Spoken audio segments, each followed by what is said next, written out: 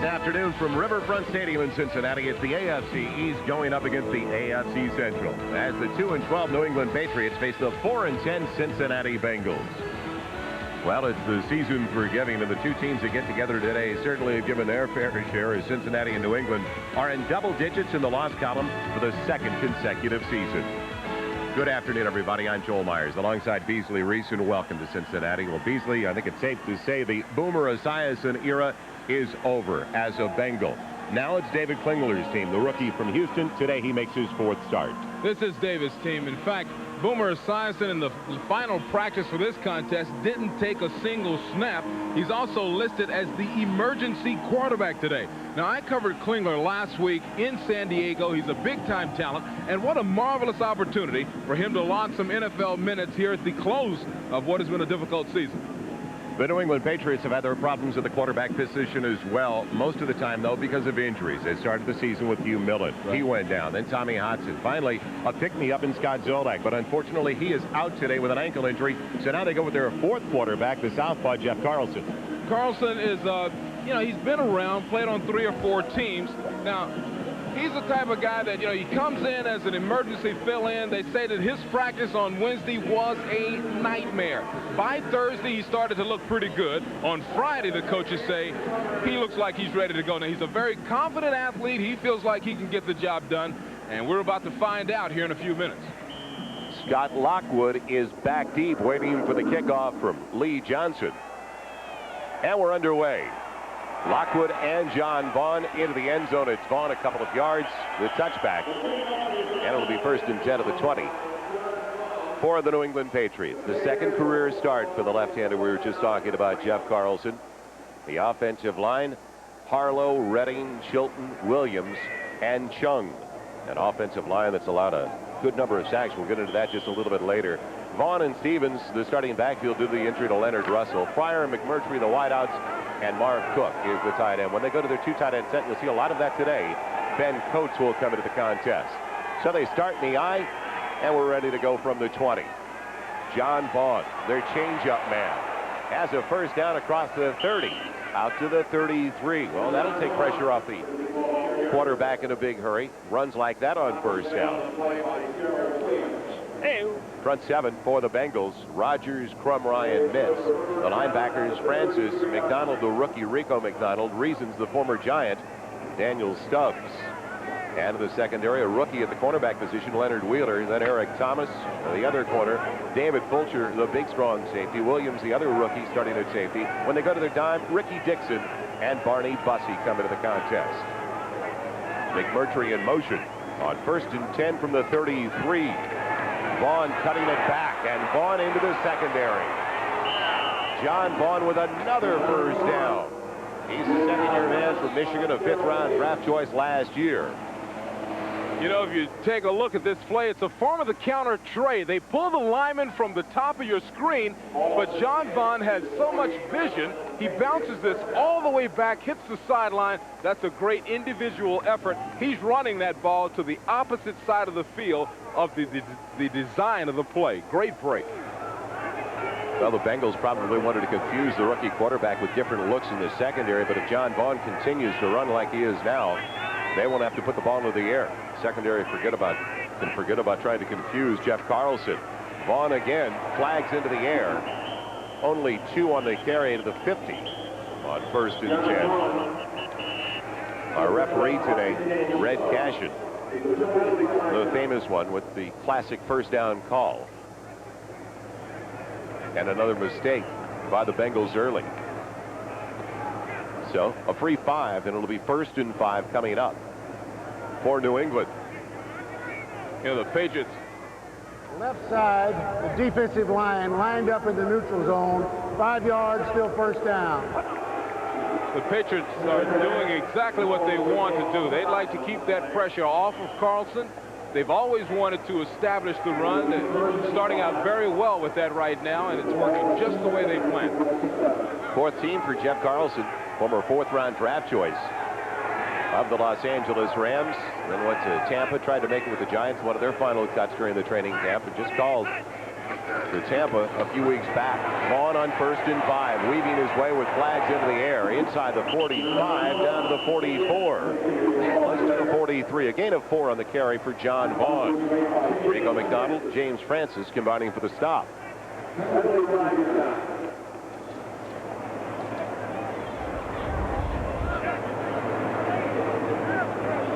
Procedure against New England.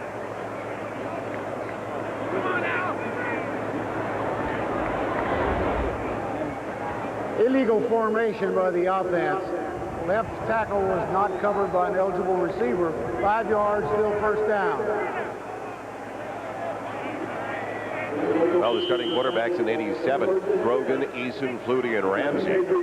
88, 4 more started. The same foursome for the New England Patriots. In 89, add Mark Wilson to that group. And once again, 4 more in 92, Millen, Hodgson, Zolak, and Carlson. So now, 4 of the last 6 years, the New England Patriots have had to go with 4 different quarterbacks. Not exactly the continuity you're looking for. It's the first carry of the day for John Stevens. Nothing available on the left side. John Stevens in his 5th year from Northwest Louisiana State. His rookie season of 88 ran for almost 1,200 yards, consensus AFC Offensive Rookie of the Year, and showing signs over the last few weeks of that season of 88 where he put it all together.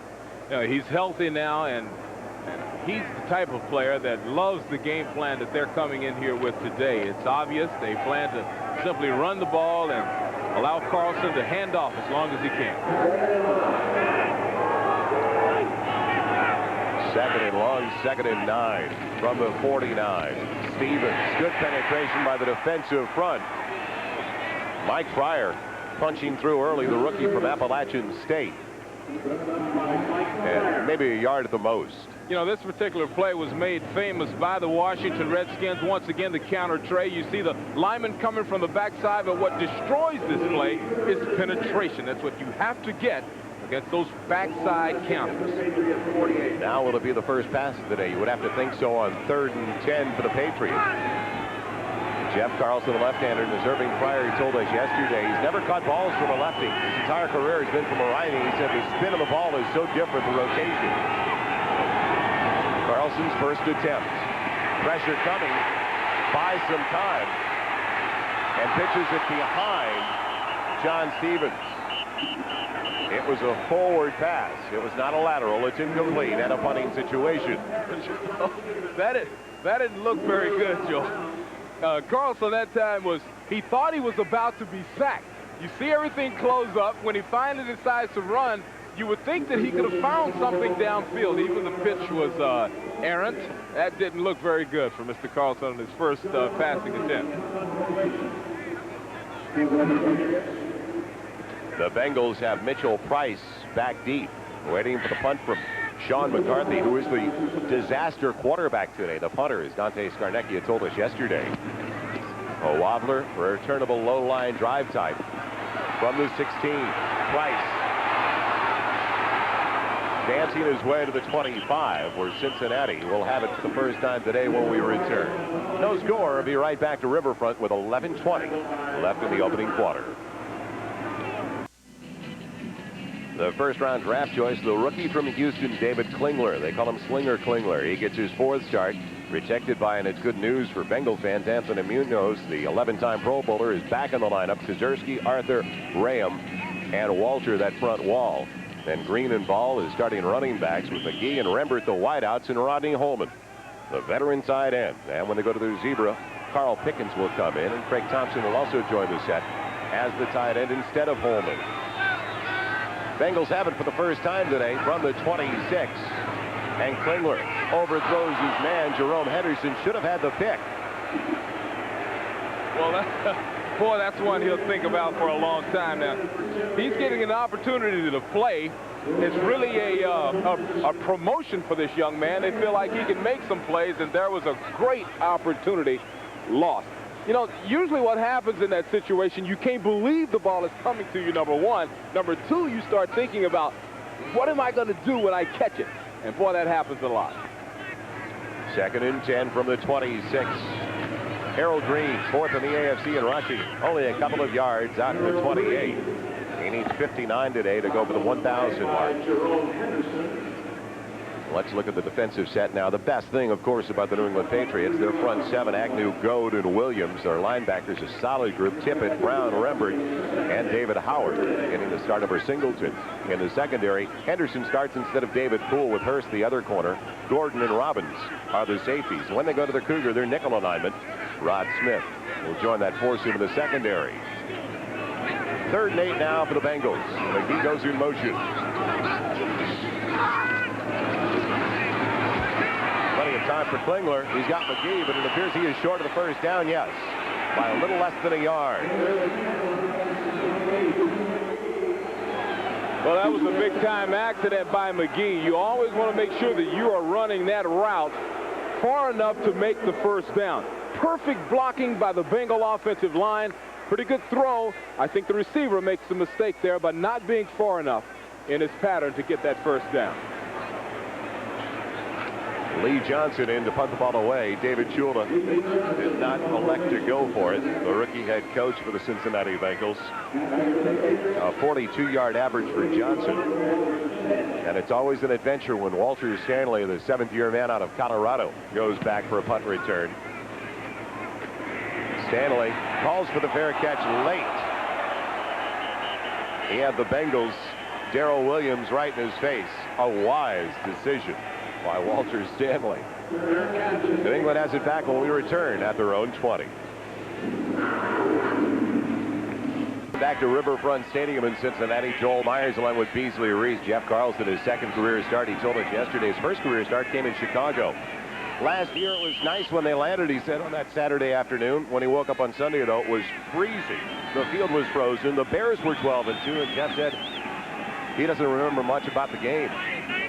They lost it 27-0 as he fumbles the snap and recovers back at the 16. So an ominous beginning for Jeff Carlson.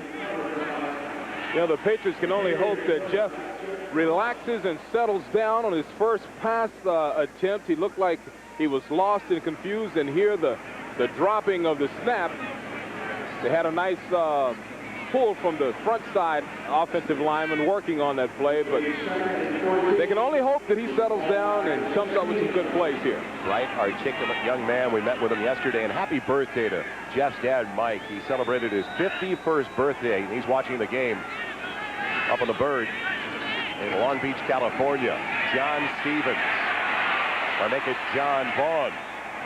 24, not 44. Gets 3. To the 19, and it's going to bring up 3rd and long. Not exactly what they wanted for Jeff Carlson on his 2nd series of the day. Well, you know, he had to know coming in that he'd face these situations. He's, you know, set some passing rushes records in college. He's got a good arm. The question is, does he settle down and get some good opportunities? Came out of a passing system at Weber State, the Big Sky Conference. He averaged about 35 throws a game. A cable TV commentator on high school football games in the Tampa area before he was called by the Patriots about 4 weeks ago. 3rd and 11. The dump off. Now can Stevens do it on his own? No. They're short by 4, and another punting situation for Sean McCarthy, as Barney Bussey was one of the first ones in there. Also there for the Bengals, Ricky Dixon. Mitchell Price waiting for the punt again. Sean McCarthy. And an injury to David Fulcher, unfortunately, for the Bengals. The 3-time Pro Bowler in 88, 89, and 90 is down. We'll get a progress report on Fulcher when we return to Cincinnati. And take a look at the left ankle of David Fulcher at the end of this tackle. You know, when you come in on a tackle like this late, you got to come in there flying. He came in there standing up. You can see the weight of the Bengals falling on his ankle. I saw him jogging off, trying to work it off. I think he'll be okay. But Joel, when you go in there, you got to go. Former defensive back, making it sound very easy in the cold weather. Sean McCarthy punts it away to Mitchell Price again. Gets this one to turn over as Price is back at the 26. He's got room and just barely spun down. by Rod Smith.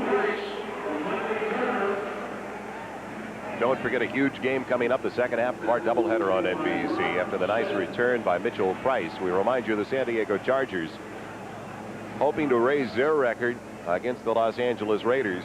They're 9-5, and they can take over sole possession of the AFC Western Division after the loss by the Chiefs yesterday. If they can pick up that victory over the Raiders, that is all coming your way next on NBC.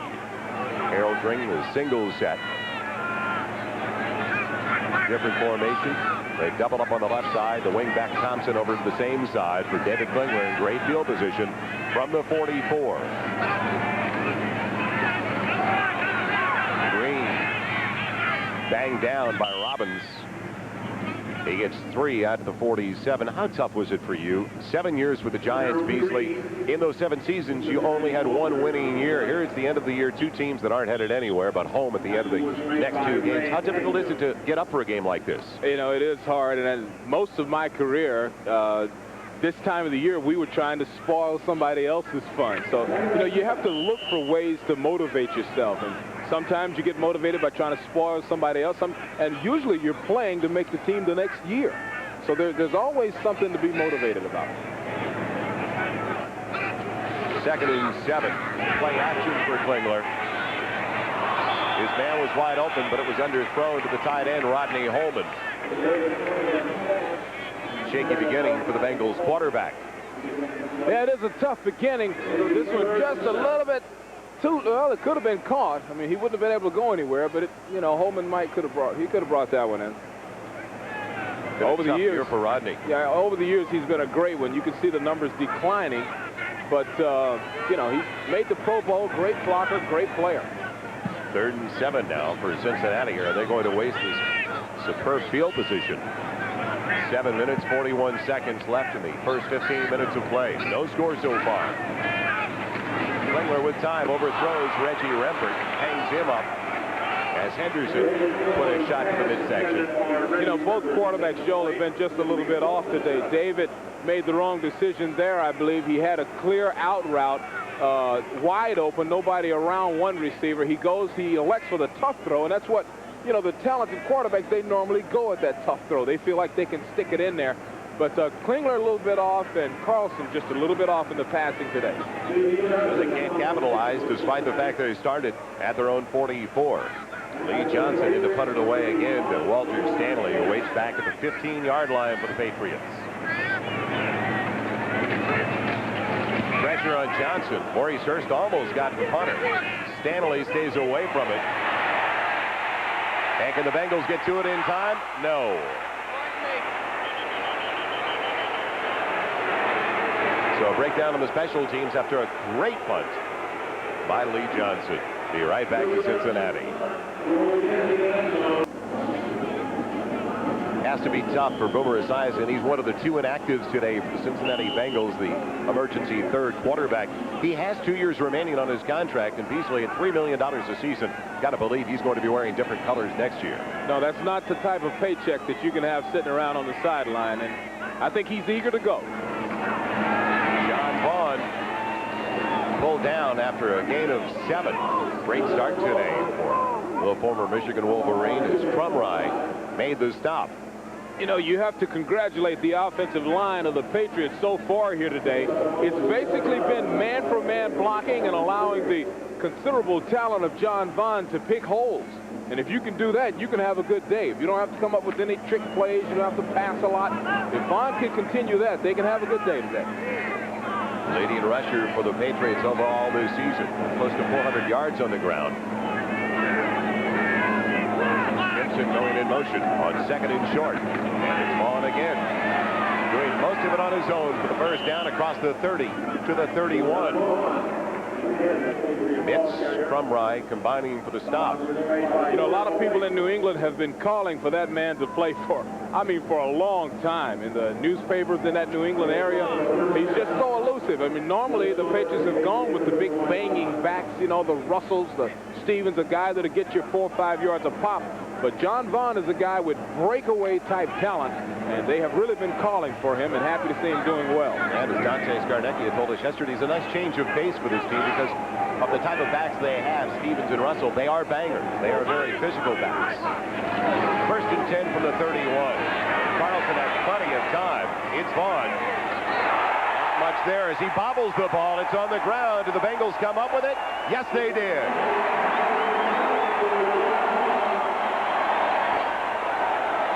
The turnover as Gary Reasons recovers the fumble. Longtime member of the New York Giants. It looked like Francis probably forced that one. You know, I believe he did. He hasn't gone downfield yet, and this pass is more like, it's almost like a forward handoff. John should have protected it, and you can see the strip right in there. And Reasons lucky enough actually to kind of fall right on top of it. That's good pursuit, though. You take a look at the number of Bengal jerseys that get around the ball. Everybody's around the ball.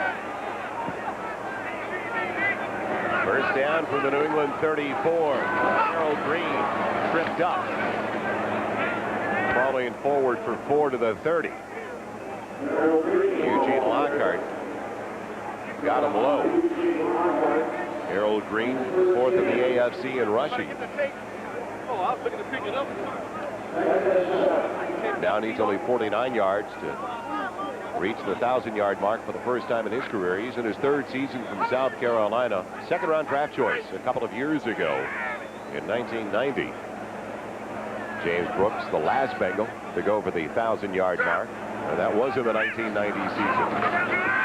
Klingler on play action on 2nd and 6. Thompson's wide open. First down, Cincinnati at the New England 15. Bounced out of bounds by strong safety Tim Gordon. For Craig Thompson, who's bumped out of bounds on the play. Well, let's take a look at what happens here. You're going to see a great play action fake here by Klingler. Running back comes down and sits all alone on the corner. And it's, you know, you see him coming in motion. Excellent play flake. And Klingler steps up. They ride the defensive lineman around the pocket perfectly. And that's one of the few times that David has been able to set back on timing, deliver the ball. Good catch, good play. Thompson, another rookie, trying to make an impression as he goes in motion on first down from inside the 15. Harold Green spinning his way all the way down, close to the 6. Wow. See, that was just good football running there by a running back, and that's why he's approaching 1,000 yards.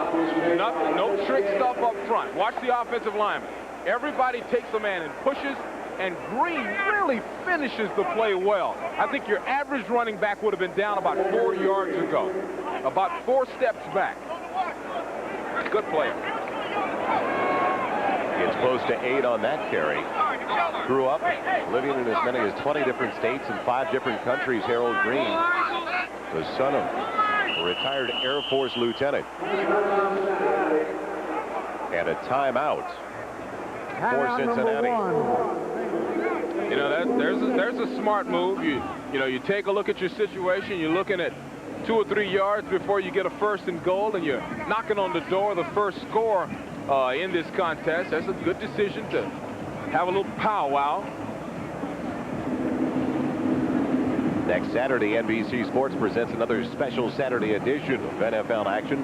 The LA Raiders going into RFK, taking on Mark Rippon of the Washington Redskins, the season finale for both teams. Redskins looking to clinch a spot in the playoffs for the 3rd straight year. Raiders always a threat. They are out of the playoff picture now after dropping that decision on Monday night for Miami Dolphins. But join us next Saturday. The Redskins, with a win, clinch a wild card playoff spot. Klingler ready to go on 2nd and short, 2nd and 3. 3:56 left in the first 15 minutes of play. No score so far at Riverfront. And a tight formation for the Bengals. Harold Green with a block. Touchdown, Cincinnati. Thompson, the key block. Bouncing out the cornerback, Deion Lambert.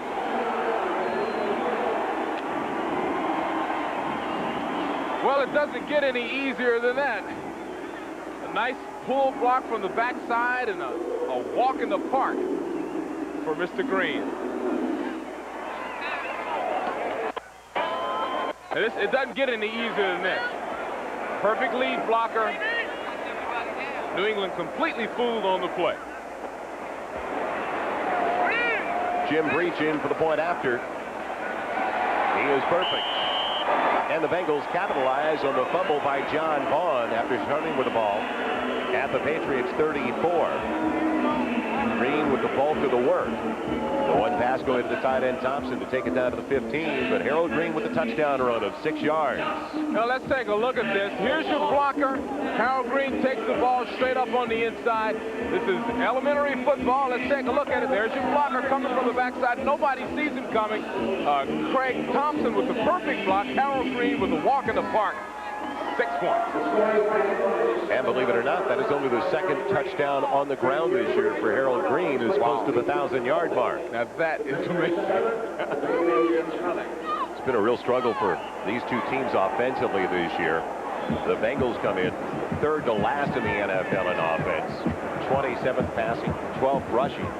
While the Patriots are 27th, second from the bottom in offense.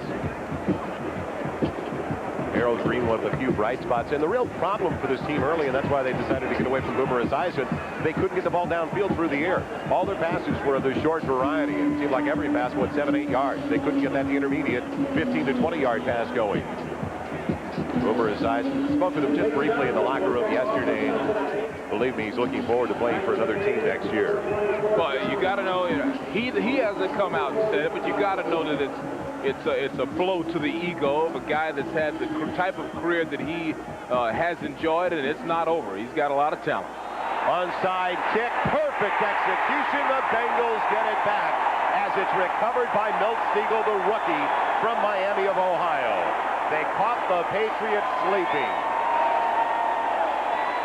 I like it.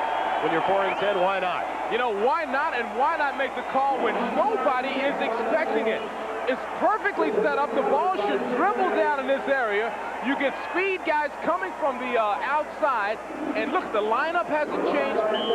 You see the defenders running back already. You know what? That is textbook, picture perfect, and what a call.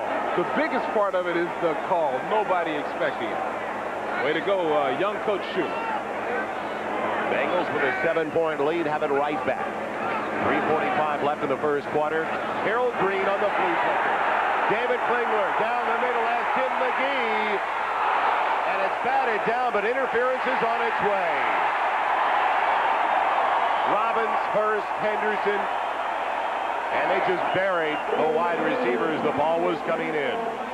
It'll be first and goal from the 1 for Cincinnati. Penalty flags, wait a minute, back in the offensive backfield as well of the Bengals. And it looks like both may be working against New England, double jeopardy. Wow, saw him work this yesterday during the walkthrough. And now with the flea flicker, Beasley, it seems like the running back is holding onto the ball a lot longer, carrying out the fake longer. That was about the best I've ever seen it done when it comes to having the confidence.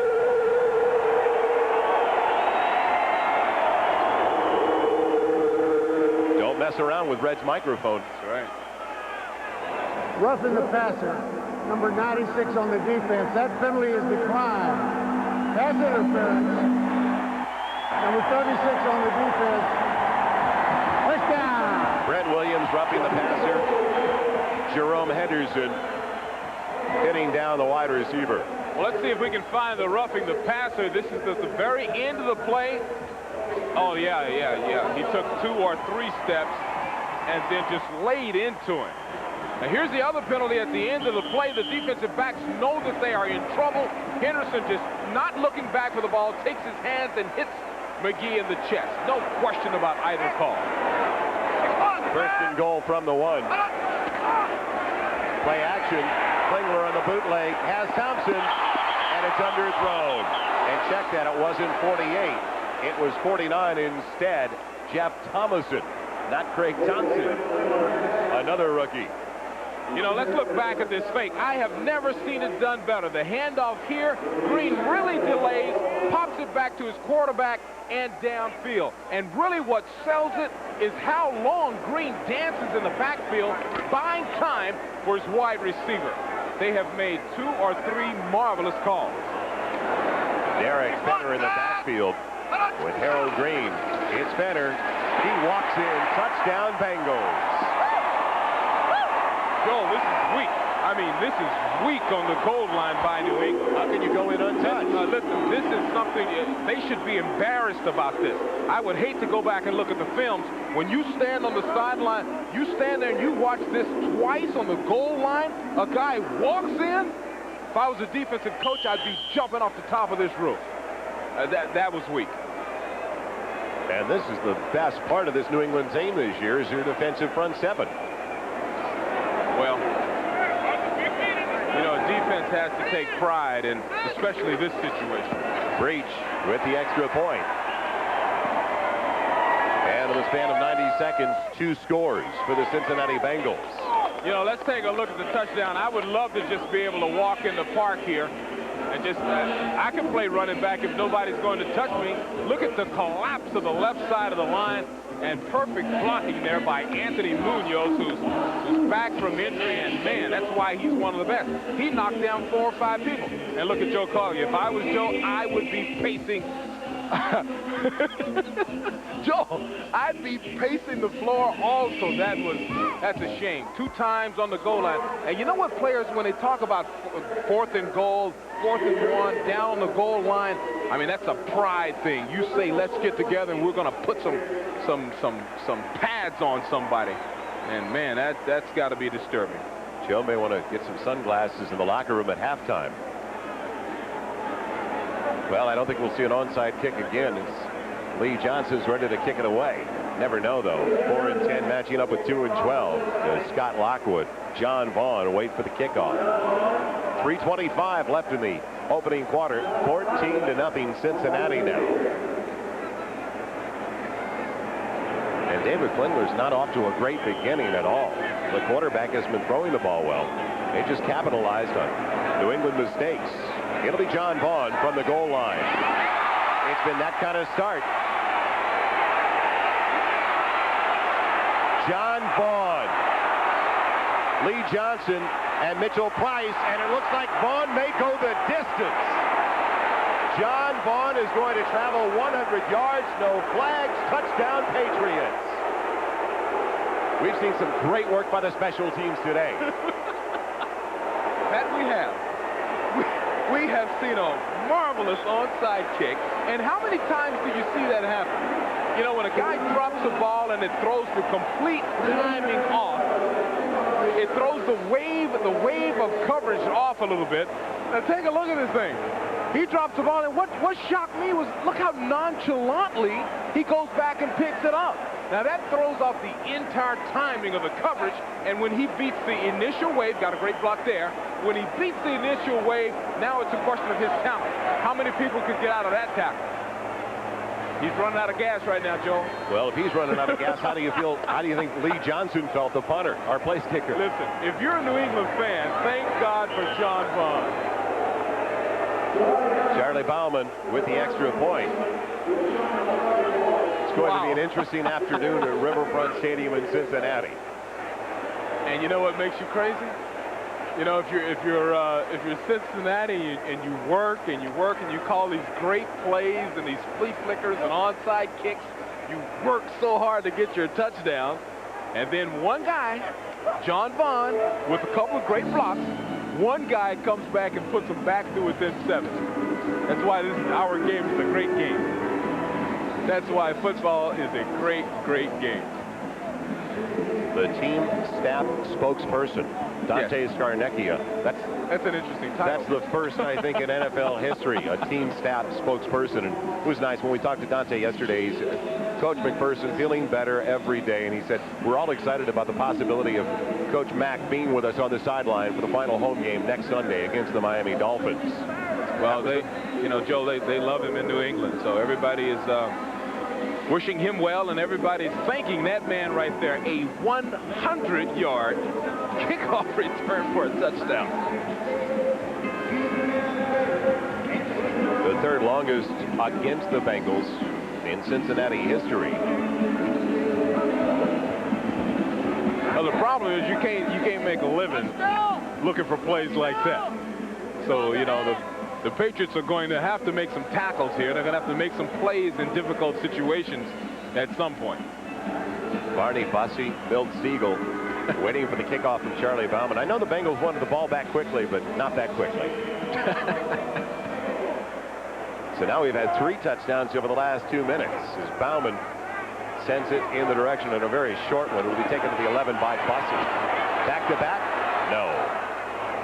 As Bussey is put down at the 30. Wayne Saab, the first one down there. And flags going down. Little altercation at the end of the play.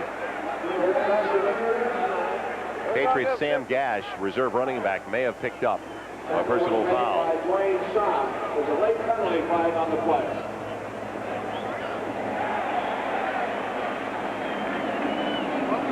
So now great field position once again coming up for Cincinnati after the penalty mark-off. Unnecessary roughness. Number 33 by the kickers. 15 yards. First down. It was Sam Gash. So now the Bengals will have it. First down at their own 45. So the special teams, problems on both sides. Single set is Harold Green.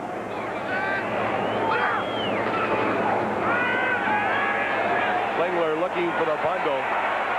I guess he can air it out a little bit. That was a frozen rope of about 60 yards looking for Tim McGee of Tennessee.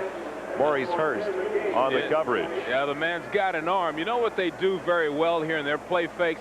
Watch the stretch blocking. The linemen actually come off like it's a run. The total crouch by Klingler, that's something he learned watching Boomer Esiason. And man, look at that rope. What a throw. I mean, you know, it's too far, but man, talk about potential arm power. David Klingler left the University of Houston with 51 NCAA passing records. Only 2 of 7 so far today. 2nd and 10 for the 45. Delay for Green. They seal off the right side. Great block by the tight end Thompson. And another first down from Harold Green at the 34 of New England. Tim Gordon forcing them out.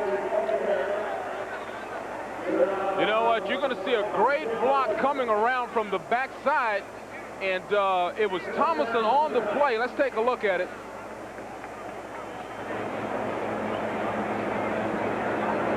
You know, you can see it step by step here. There's Thomason coming in, and man, does he make a seal block on Henderson. From that point, it's just up to Green. So Craig Thompson, the rookie from North Carolina A&T, doing a superb job over on the right side. He's in motion once again. Number 34, Harold Green, put down in a hurry by Andre Tippett. The veteran says, I've had enough of this. He's in his 10th year from Iowa. You know, Andre Tippett has been the man here for a long time. He's really frustrated by the way this team has gone. Takes on the blocker with the inside shoulder, maintaining his outside leverage, and, you know, just draw that up and show it to all the young outside linebackers. That's a great football play right there. 5-time Pro Bowler. Incurring a loss of 2 on the Bengals. It'll bring up 2nd and 12. Harold Green into the leg. Brett Williams got him from behind, or else they've got another first down. He's just short of the 28. It's got to be frustrating for veterans like Andre Tippett, Irving Fryer. They've been vocal about it recently. In fact, Andre Tippett said you try not to let it bother you, but you can't help it sometimes. You don't know who your owner is going to be. You don't know where your stadium will be. No stability at all. As Andre Tippett showing that frustration. Yeah, Fryer said it earlier in the week. Yeah, it's a tough situation, but he still, you know, provides a lot of leadership and tries to concentrate when they start playing football. 3rd and 5, and Harold Green doesn't get it. No gain on the carry. So a field goal try coming up. Tippett again in the middle of things. As finally the defense came up and stopped the run for New England.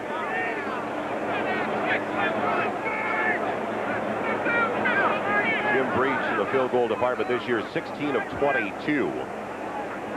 He hit his longest last week, a 48-yarder. This is going to be a 47-yard attempt.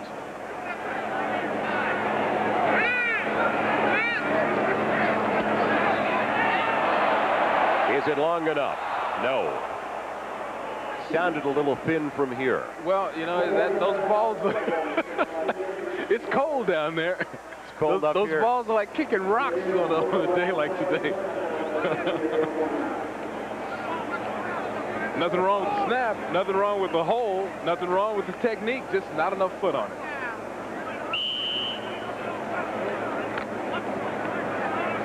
So it was a 3-wood for number 3, and he needed the driver on that. And the Patriots get it back at their own 29-yard line, trailing by 7, 14-7. Bengals, final play of the first quarter. John Stevens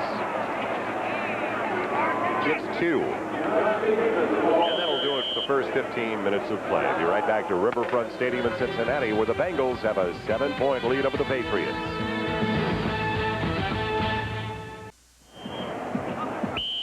Youngest coach in the NFL, David Shula, 4-10 in his debut season with the Cincinnati Bengals. His dad's debut year with the old Baltimore Colts, 1963, he was 8-6. Different situation, though, as Don the following year with veterans guiding the way was 12-2. Transition period now for the Cincinnati Bengals and David Shula. John Vaughn on the delay. Gets to the 31, and that is all.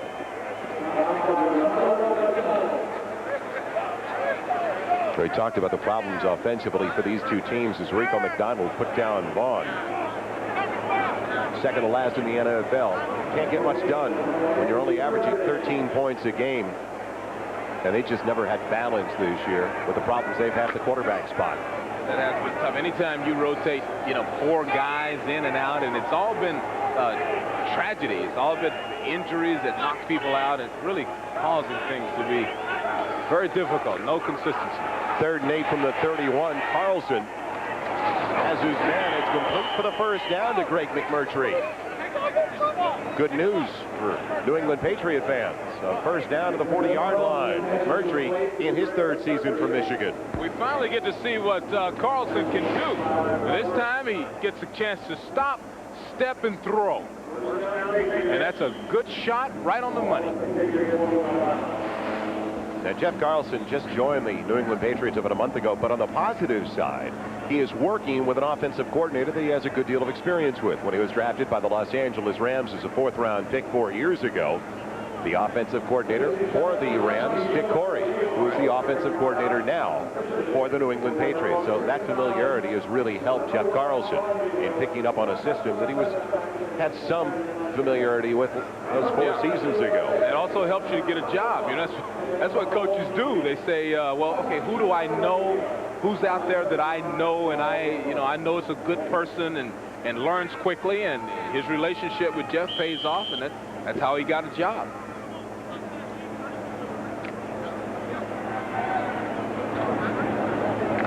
Trailing 14-7. It's a first down for the Patriots at their own 40. 13:45 left in the first half.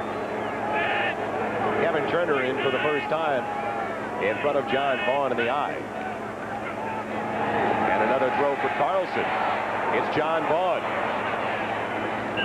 And he's got 8 on the reception. Well, he wanted to go a little deep on the near sideline, but that was taken away early. Good recognition by the quarterback. You know, he's really, that's what we talked about earlier, was Carlson getting his feet wet, relaxing and settling in. Nothing downfield. What does he do? He goes by the design of the offense to the check down man, hits John Vaughn, and now, you know, you can call a lot of plays at 2nd and 2, 2nd and 3.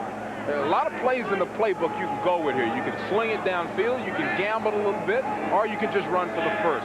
Defense is totally off guard here. McMurtry in motion on 2nd and 2. John Vaughn. Forget about it. Outstanding penetration. Rico McDonald made the stop, but Alfred Williams closed out the play early. 2nd year from Colorado, number 94, 6'6", 240-pounder. That was the early penetration. Well, that hurts. That hurts because there's so many things you can do on offense in that situation. The defense has no idea what to call here as a defensive coordinator. But you get the great penetration there by Williams. boy, he's caused a lot of trouble here. Just a young athlete, super player, former #1 draft choice. He causes offenses all kinds of trouble. So now it's 3rd and 7 with the ball back at the 43. Carlson, he can run for the first down. He's got a blocker. Irving Pryor didn't send that block that direction I thought it was going to be, but still a first down on the scramble by Jeff Carlson. Irving was looking for that block, wasn't he? Jeff had a big smile on his face. You know, Irving is not, he'll tell you in a minute, they don't pay me to Oh, man. Now, Jeff makes his mind up pretty quickly here because he saw the big wide open lane. Good slide, Jeff. Leonard Wheeler coming after him, the rookie cornerback out of Troy State. Carlson has completed his last 4 passes. He's 4 of 5 now. It's the delay for John Vaughn. Big hole up the middle as he's put down by Alonzo Mitz. But a good gain on first down of 7 yards. You know, once again for the Patriots, everything is coming off of counter trays. Let's roll it and take a look at it. They pull the offensive lineman. You see 68 on the 68 on the pull there. Everybody going one way, and Vaughn once again using his you know, considerable movement, breaking in behind everybody. 2nd and 3. Great start today for John Vaughn from Michigan in his 2nd season. His number is called once again. Bouncing off.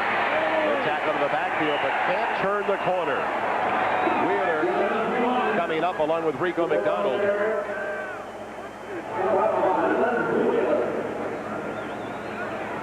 There's defensive coordinator Ron Lynn for the Cincinnati Bengals. Tough season, well, a lot tougher for Ron Lynn at home as well.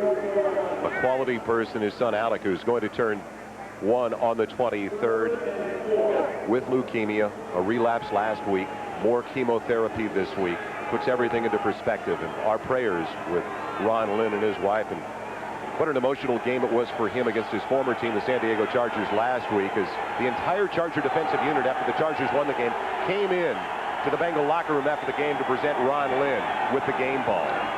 Carlson on 3rd and short is underthrowing Marv Cook.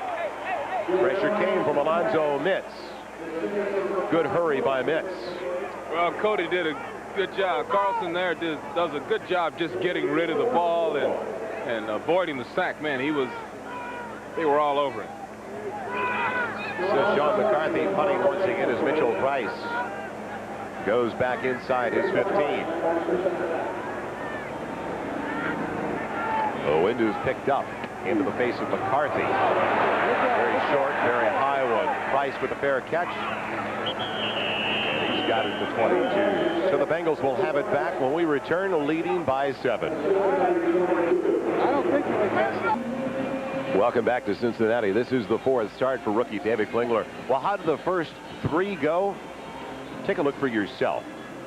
The opener in his debut, it was the Pittsburgh Steelers. He went down not once, not twice, not 4 or 5 times, 10 times, giving new meaning to the word quarterback. In his 3 starts, he went down a total of 17 times. Welcome to the NFL, David Klingler. So far today, better protection. And on first down, he got Reggie Rembert for a gain of 8 out to the 30. Well, that throw right there is the reason they hired the man. Look at that look, man. He's just confident. He steps back in rhythm this time and delivers the ball. Let's take a look at the pattern. The push off, the stop. And man, it's nice when the ball is on the way as you're stopping. That makes it very difficult for Maurice Hurst or any defensive back to get there before the ball arrives. Rembert made some great catches last week. He's starting to get some confidence there. Second, a little less than 2. Harold Green going for the first down. Out to the 35. Tim Gordon able to stop the strong safety. You know, if you notice there with Green at the very end of that play, he always finishes off the run well. I mean, he fell about 2 good yards forward. That's the difference between the average running backs and the really, really good ones. Watch this play. That's that reach blocking I was talking about with the Bengal offensive line. But watch Green at the very end. He knows he's going down. Look at that leap, that last little push for about 2 yards. That's why the man's about to put up 1,000. Needs only 4 to hit 1,000 yards, 5 to go over. Play action for Klingler. David Howard giving chase, and it's off the fingertips of Tim McGee on a catchable one that would have given Cincinnati a first down. Boy, you say catchable one, man. Klingler throws the ball on the run as good as anybody playing today. That's running full speed away from a hungry defender. Great play fake. I mean, it's probably a great thing for him to get to play with Boomer. Everybody knows Boomer's one of the great play fakers in the world. But look on the run. Spiral right there. And we'll have some fun with this young man over the years. A little bit behind the wide receiver, but it sounds like, and you worked the game last week, you saw David Klingler in that loss to San Diego.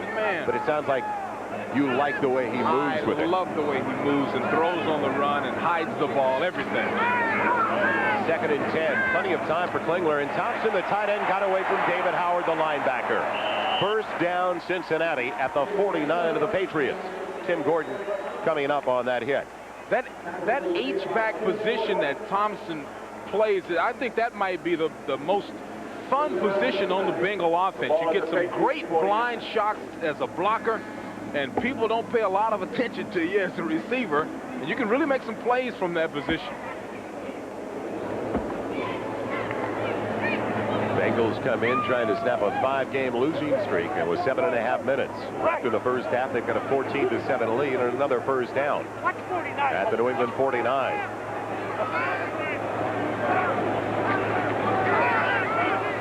Harold Green, no gain on that carry. Still needs 4 to reach 1,000. How tough has it been for the New England Patriots on the road in recent years? Well, against non-AFC Eastern Division teams, the Patriots are 0 for their last 21 away from Foxborough. Wow. Dante Scarnecchia, the team staff spokesperson. Helping out Coach Dick McPherson. Well, he's rehabilitating. 2nd and 10 for Klingler.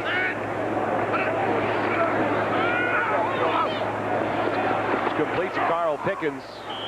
He's to the 45, a gain of 4. He's not the happiest of campers these days. He started earlier this year, but now Reggie Rembert's getting the starts. Pickens a big play man, and another one of those receivers out of Tennessee. Well, you know, if I was Carl Pickens, I'd be frustrated also. Look at the lineup of guys. Man, Stanley Morgan. And all those guys are fast, too. I mean, well, good relay speed. Good relay team. You can make a great relay team out of that. Morgan, Galt, Duncan, Miller, Harper, and Tim McGee and Carl Pickens. And members of the Cincinnati Bengals. Pickens has that explosive power. He's a 7-foot high jumper. So he's got that third option. He can fake you left, right, or jump over you. 3rd and 6 from the 45. They flood the left side. Klingler's going to scramble. He's got the first down. He takes it to the 36 of New England. They overloaded the left side, but nothing was available. You know what? You just saw this kid walk up to Carl Pickens and tell him, hey, you should have broken out on this thing. Everything was closed up on it, and everything was closed up on the play. When he saw that Pickens didn't break out on it, he just takes a long step up on the inside. You know, you're seeing some veteran things out of a rookie quarterback. This drive started back at the Bengals 22. Got his first 10 at the 36 of the Patriots. It's for Rembert and the former 2nd-round draft choice to the New York Jets. Has it about 9 on that completion. Came over to the Bengals in a trade for inside linebacker Joe Kelly. He's a good-looking athlete, as are all of the Bengals wide receivers. Let's take a look at the pattern that he runs here. We saw the one push-off. You know, you have to respect his speed. This time is just straight timing. That's just pow. You know, Maurice Hurst does about everything that you can do as a defensive back there. Fortunately for both teams, the clock continues to roll with 4:15 left in the first half. And it's 2nd and a yard. More play action for David Klingler. He's got McGee. Instead, it's for Rembert. And it's batted away by Tim Gordon. Klingler gets belted at the end of this play. Boy, that's the great thing about being a young man. You can sometimes you're pliable enough to get off of this thing. Now he knows that he's in trouble here. When he throws this ball, oh man, that's a splat. Can I quote you? Yeah, I told you if I make up a word to hit me. Dwayne Staub. Be right back to find out about the development of David Klingler. The yard, the second-year quarterback from Rice, 4th-round draft choice last year. Donald Hollis, who took the snaps when they weren't going to Klingler yesterday in the walkthrough, gives it off to Fenner, and Fenner's got the first down to the 25-yard line. But let's look back on that hit by Staub on Klingler. You know, this is one of those things that go boom. Now, Klingler, this is how close a badly injured shoulder can be. See how he barely misses landing on top of the shoulder that time, with Staub and all of his weight pounding down on top of it. I think he's a lucky man there. So what you really are saying is he wasn't hit by a truck, he was hit by a Staub. 1st and 10 from the 25 for Cincinnati. Harold Green, the single set. Will this put him over the 1,000-yard mark? He needs 5. He's got it.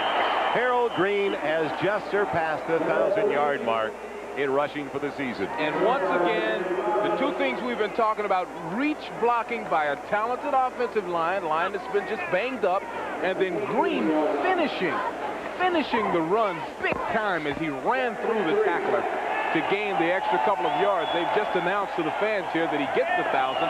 The reach blocking. See all the guys reaching and pushing. Watch the finish. Right there.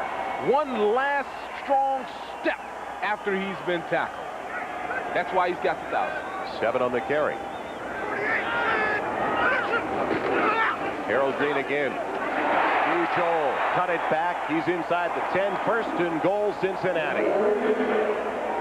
Lockhart Howard combining for the stop.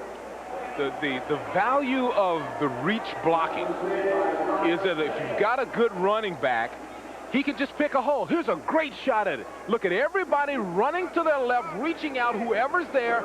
You see Green simply choose the bubble. He chooses the little crease, the seam, and hits it, finishing off his runs very well. When you've got a good running back, you can use that.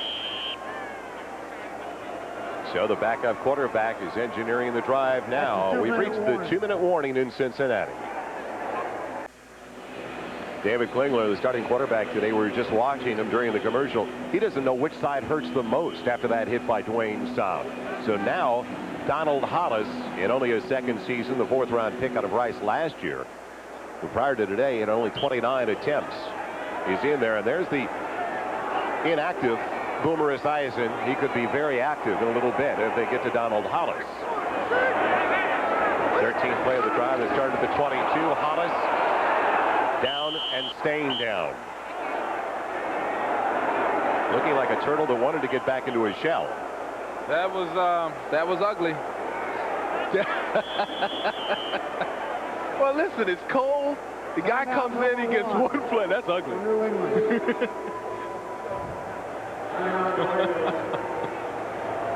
Let's see what happens here. Yeah. Right guard. The right guard stepped on it. Not his fault. I take it back. Tom Raham putting down his own quarterback as we'll be back to Riverfront. We've just received word that David Klingler has suffered a hip pointer. Doubtful whether he'll be able to come back today. Nothing more painful than a hip pointer. You can't touch it. You don't want it to be touched. 2nd and goal from the 14. Minute 55 left in the half. Donald Hollis for Rodney Holman. Henderson all over him. Robbins coming up trying to get to it. Good throw, good decision. Rodney Holman tried to catch it 2 or 3 times as the defense reacted very well. Very good reaction by the defense.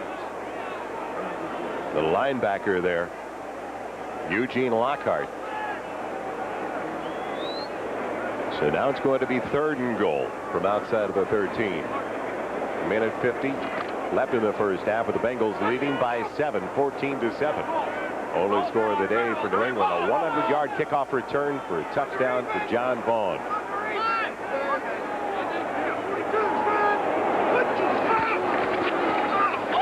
The fade in the corner, McGee bumped, and it falls incomplete. David Poole on the coverage.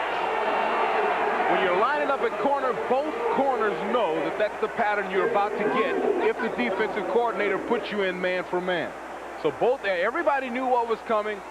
Perfect position by Poole. A little incidental contact there knocks the ball down at the end. The reason they don't call it, his head is turned back for the ball. He's reaching for the ball, playing the ball. Fake, Jim Breach throwing, and Pickens can't get in. It'll be New England's ball at the 1. I love it. They're bringing everything out. You know what? That's beautiful. The breacher tried to put it there. What a call. It hung up a little. Great call. Hung up a little. Perfect snap. Oh, what a call.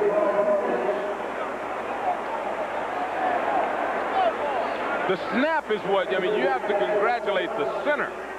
The snap is what's so impressive. Carl Pickens, our 7-foot high jumper, goes up and gets the ball.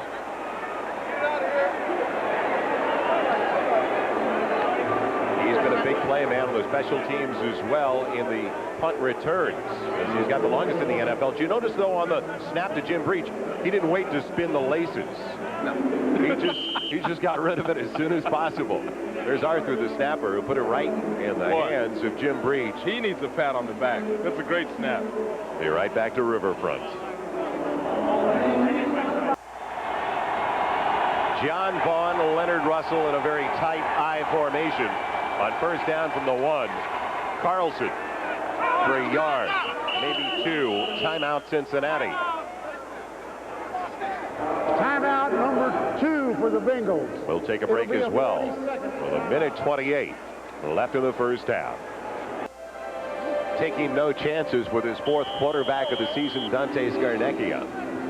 Going with the quarterback sneak, a couple of yards for Jeff Carlson. And the ball is out to the 3-yard line. 2 timeouts left for New England, 1 for Cincinnati. And the similar is set with Carlson. 2nd and 8. Carlson takes a beating, gets a yard. Another timeout for the Bengals. Well, you know, when you call that quarterback sneak, you have to remember New England has Lee Saltz as their backup quarterback. Their emergency quarterback is the punter Sean McCarthy. Right. I don't know about that quarterback sneak anymore. Don't forget, coming up, it's the Domino's Pizza NFL Live half. Average losing more than 4 games. I mean, that's just amazing. Hall of Fame stats.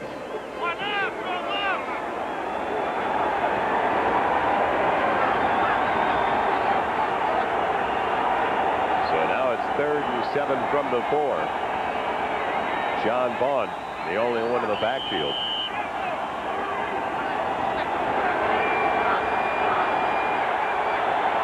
Carlson, a 1-9 favorite not to put the ball in the air. It's Vaughn, and he is tripped up, but they cannot stop the clock at the same time as it rolls with 1 minute and 15 seconds left in the half. You know, when you make the decision to not accept what should have been an easy 3-point try for Breacher, basically what you say is, I'm putting the pressure on my defense, and that's exactly what the Bengals did. They put the pressure on the defense. So far, it looks like it's going to pay off, and they may be in line for that 3 points that they gave up when they went for the fake field goal. Mitchell Price waiting for the punt from Sean McCarthy, the emergency quarterback if needed. He's their 3rd today. He'll punt from about 5 yards into his own end zone.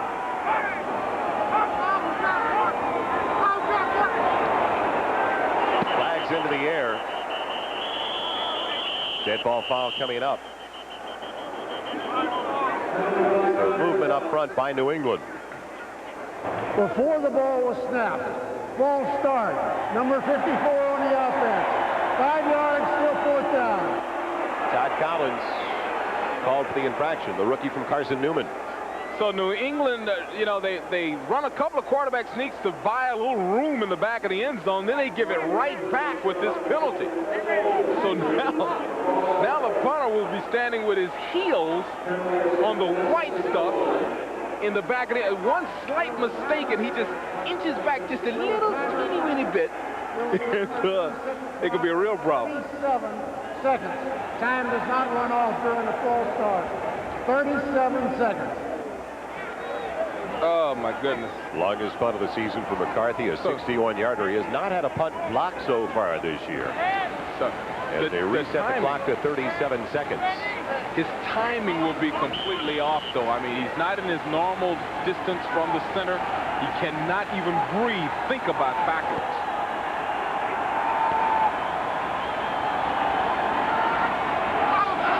Movement again by New England. How the clock started, I don't know, but it did. There's 2 seconds off the clock. Well,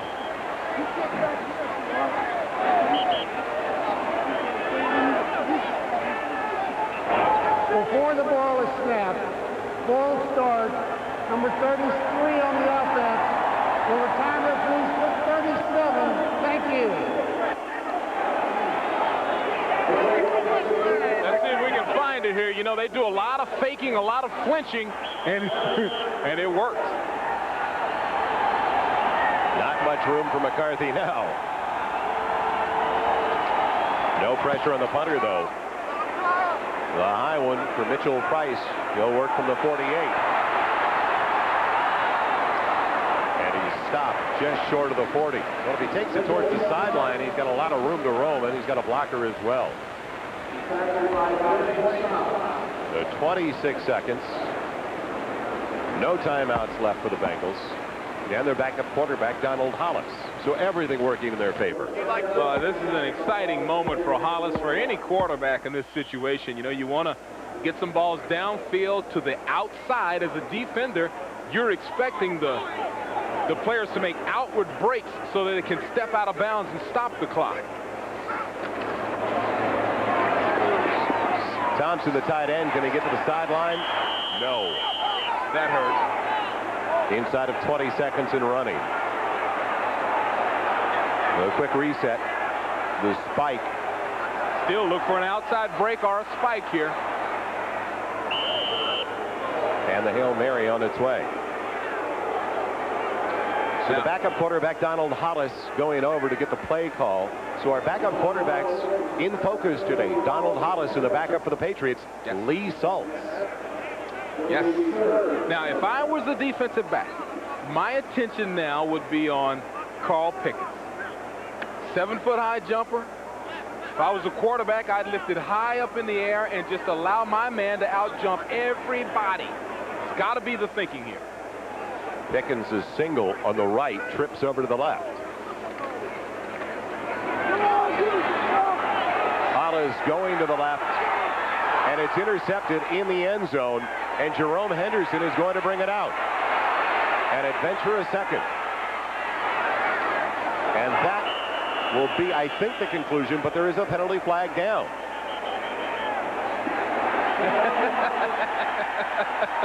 Did they rough the quarterback? No.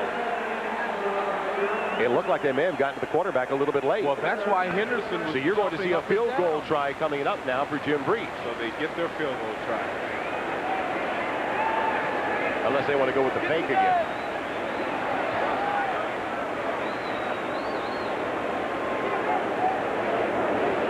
Time has expired. It appears there's going to be one more snap, though, for Breach. Roughing the quarterback. Number 95 on the defense. 15 yards. First down. Well, Dwayne Saab has already knocked one quarterback out today. He was trying to get Boomer into the game. Well, let's see who is the culprit here this time. It's Dwayne Saab. He took about 3 steps. And then just throws the shoulder into the guy. Somebody real big needs to pull Saab to the side and say, look. Somebody real big. Well, Breach has missed from 47. This is going to be a 42-yard attempt. And that penalty cost New England. No, it did not. It drifted to the right. It had the distance, but just drifted to the right on Breach. Into the first half. Finally, Interesting. the conclusion of the first 30 minutes of play at Riverfront Stadium in Cincinnati. Well, we saw a little bit of everything. Flea flicker, fake field goal. Gadgets abounding today in Cincinnati. We'll be right back.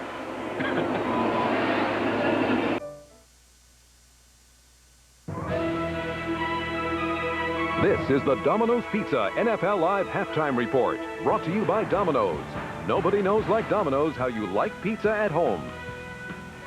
Okay, welcome to those of you watching the games from New Orleans and from Cincinnati.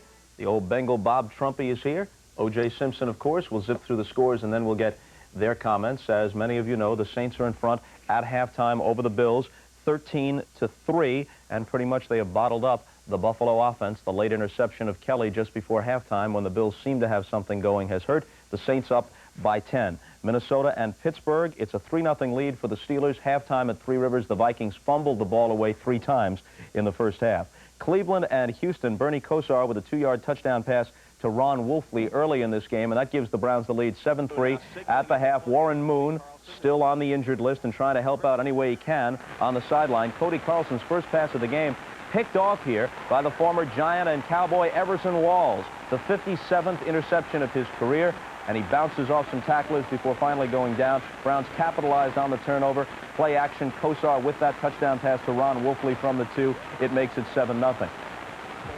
Now Houston with the ball in the second quarter. The Browns blitz. Carlson eludes Eric Turner, but can't escape James Jones, who rings up Cleveland's 3rd sack. Houston had to settle for a 47-yard Al Del Greco field goal. That made it 7-3, and that is where they stand right now. Washington and Philadelphia, this one at the Vet, involving a couple of wild card hopefuls. Actually, the Eagles have an outside shot at the division championship. Washington can only get a wild card. The winner of this game does clinch a wild card, and the Redskins early in the third quarter have the lead in this one, 13-7. Mark Rippon threw a 62-yard touchdown pass to Ricky Sanders. They also have 2 Chip Lohmiller field goals. Keith Sherman a 21-yard touchdown run for the Eagles. Green Bay just scored again at Lambeau Field. They increased their lead over the Rams to 28-10. The most recent touchdown, a 16-yard Brett Favre to Sterling Sharp pass. Sharp has gone past 100 receptions for the season. I believe he is at 102 right now. The league record is 106, set by the Redskins' Art Monk in 1984. So with the game remaining next week and a half still remaining in this game, it looks like Sterling Sharp has a very good chance to set the all-time single-season record. Meanwhile, Green Bay, which is looking to win their 6th in a row and take their record to 9-6, cruising at home. They spotted the Rams a 10-0 lead. Then they have roared back with 4 unanswered touchdowns. They've got a shot at a wild card or maybe at the division championship. If Minnesota loses at Pittsburgh and the Packers beat them at the Metrodome next week, then the Packers will have come from nowhere to win the NFC Central. Phoenix is in front at the Hoosier Dome over the Colts 10-3 at halftime. The Colts have won 3 in a row despite being decimated by injuries. Their record is 7-7. They're alive for a wild card but trailing at home. Cincinnati and New England, the Bengals with the lead in this one, 14-7, despite a 100-yard kickoff return by John Vaughn of the Patriots for a TD. Now, David Klingler was shaken up and taken out of the game, but coming into this one, Boomer Esiason listed as the number 3 quarterback on David Shula's depth chart, so it's Donald Hollis who is in at quarterback.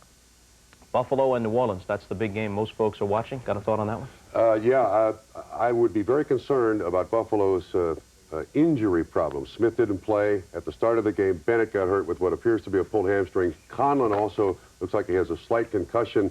Buffalo's got to come out of that game healthy because they play next week against Houston in another dome. Juice? Yeah, besides next week against Houston, the playoffs are here, and you want to go in the playoffs healthy. This game is going exactly the way we thought it would go. The Saints linebackers are controlling the tip of the game, and it's unusual for the Bills offense not to be able to move the ball. Normally they do that against bad teams, and today they're not moving the ball against a good team. I thought they would have a good outing today offensively. Very quick question. You're an old Bengals, still live in Cincinnati. Boomer Esiason obviously still can play, but they're looking to the future. Number 3 quarterback at this point. Will he be there next year? No, I don't think so. Boomer and the sideline don't match, and they've got to get him out of there somewhere. And he's an expensive guy to be your emergency quarterback, Bob. Well, we got to get out of here for just a minute. Following these messages from your local stations, we will greet Gail Gardner, who has a feature on the defensive coordinator of the suddenly red-hot San Diego Chargers, Bill Arnsparger. We'll be right back.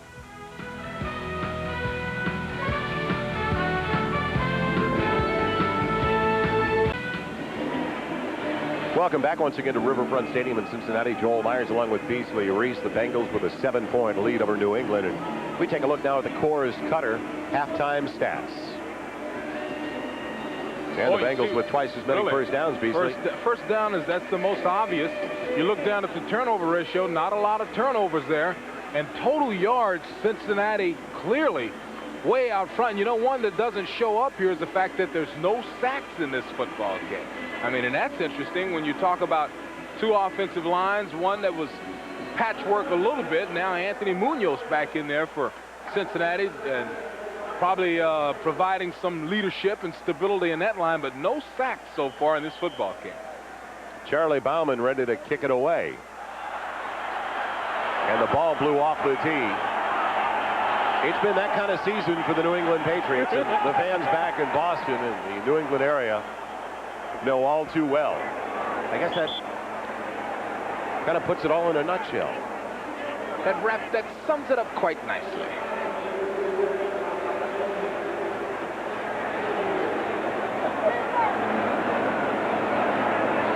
You know, you take a look here, man. It's just, you know, the bad part. I wonder how does the, well, I guess the whistle blew, and that's what alerted the other players. Good thing they didn't have to run 15 or 20 yards and then stop and come back. What next for Dante Scarnecchia? Milt Siegel, Mitchell Price waiting for the kickoff. A short one by Charlie Bauman. And from the 8, it's Mitchell Price. To the 21-yard line, and that is all. So Cincinnati with a 7-point lead, and a backup quarterback in there, Donald Hollis. He came in with David Klingler, if you joined us late, went down with a hip pointer. Klingler gone for the day. The third quarterback who's inactive, but he can come in. If Hollis goes down, Boomer Esiason. Where's Bobby? Harold Green, who went over the 1,000-yard mark in the first half, the only one behind Hollis on the counter. 2 yards to the 23.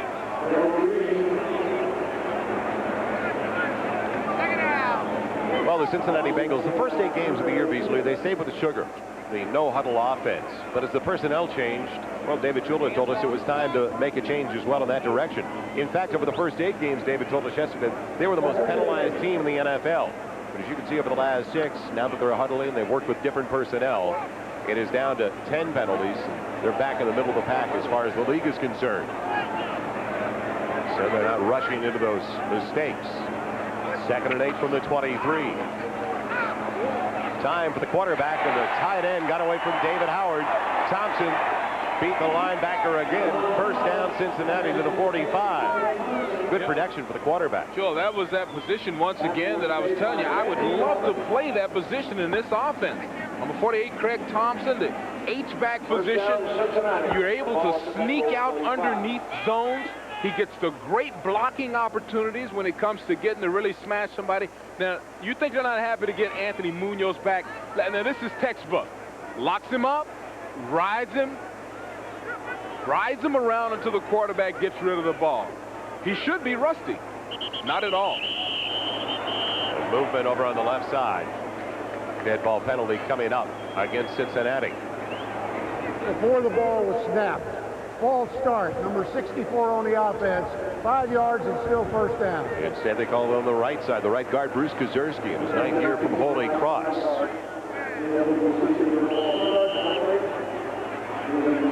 The penalty situation, well, New England making most of the mistakes. That's only the 2nd on Cincinnati.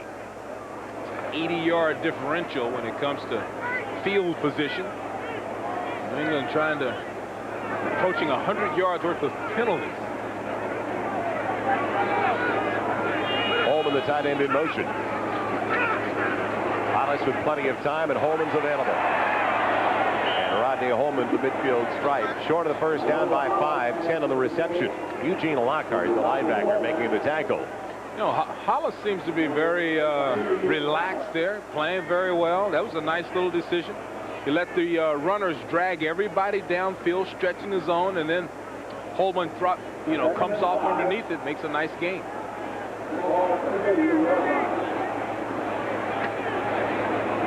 Many attempts for Donald Hollis. He had 55 last year, 29 so far this season before entering the game.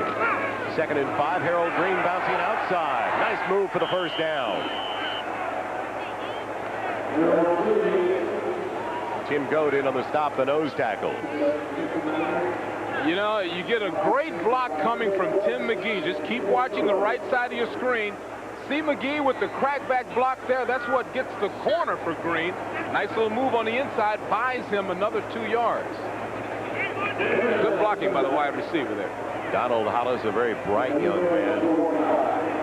Was on the President's Honor Roll just a few years ago at Rice University.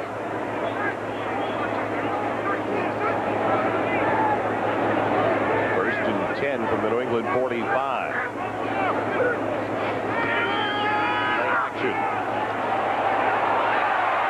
The scramble, and Hollis gets 3. Again, Tim Goad into pursuit. And what a day it was for Tim Goad last week, and a disappointment, a 7-point loss for the New England Patriots, but a day that Tim Goad will never forget. Actually, one of the first play of the game offensively for Kansas City. Christian Okoye trying to go outside, put it on the ground. And in a driving rainstorm, Tim Goad lumbering, with emphasis, lumbering, 19 yards for the touchdown. And when we spoke with Tim yesterday, he said that was his first touchdown since Pop Warner football. Harold Green down to the 36, short of the first down by a yard. David Howard on that hit. Harold Green was telling me that last week that he's really proud of the offseason that he had inside the weight room. He said normally this time of the year he's down to about 205 and lost a little power and a little zip. But because of the great offseason program he went through, he's still up around 219, 220, and still has a lot of power, as you can see, finishing off runs. They have some bruising backs. What a difference from when James Brooks was here just a couple of years ago. When you look at Fenner back there with Green, and also Eric Ball. Hollis drops it on 3rd and a yard, gets it back. Now from the 37, do they go for it on 4th and a little more than 2? You'd have to think so. They have been known to go for it. I think over the season they are 13 of 20 on 4th down. That's about a 65% ratio. At one point they were batting 1,000, around 10 for 10. See what the decision is here. McGee and Rembert come in along with Pickens, so the extra wide receivers in there, and they have been successful. Two schools of thought. Sometimes you spread the defense and go for it, which is what they've decided to do, going with 3 receivers. It's Harold Green, and he's going to come up short, I believe. He needed to go inside the 35. He's just short of the 35. And it looks like New England held on 4th and 2. Yes, they did. The Patriots get it back. So they tried to spread the defense, as you mentioned, and slam it up the middle. Well, the Patriots can be proud of that. They had a couple of really shameful disappointments down on the goal line in challenging situations like that. Well, this time they come up. They are up to the task this time. The defensive line surging forward. And you know how well Harold Green closes off a run, but look at the conclusion of that play. Good job by New England. Under 10 minutes left in the 3rd quarter as we welcome you back to Riverfront. Joel Myers along with Beasley Reese. And as bad as it's been for the Patriots, they are still only down by 7. They are very, very fortunate. Very little on offense. And I think the key is for Jeff Carlson to be able to relax and really start to produce here. He closed off the first half fairly well. Let's see what he can do now. He's going up top for Irving Pryor. The Bengals in the neighborhood, and that was about it. Yeah, it was in the general vicinity. But, you know, the idea for the quarterback is to throw it high and outside so that if there is a mistake made, it's out of bounds. And the defender has no opportunity to get to the ball. So in that was a good throw by Carlson, and because Irving Pryor was well covered. It is the 2nd career start for Jeff Carlson. He got a start with the Tampa Bay Buccaneers last year when they went in with a 2-12 record against the 12-2 Chicago Bears. And it was a 27-0 loss to Chicago. John Vaughn tried to do it on his own. No gain on the carry. Alonzo Mitz finally cleaning up. Well, it's got to be tough when you know they can stack it against the run because you can't throw the ball. That does make it very difficult. You need that threat. You need that threat of a passing game. You need that balance. And so far, because of the really no continuity at the quarterback position, shuttling people in and out, it's been very difficult for the receiving core of New England to get on track.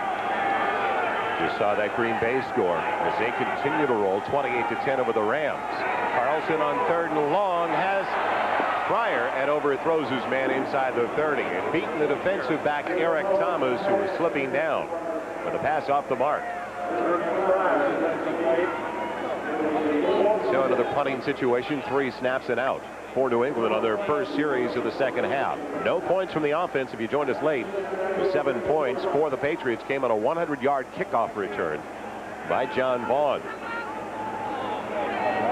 McCarthy punting it once again to Mitchell Price. 8:33 left in the 3rd.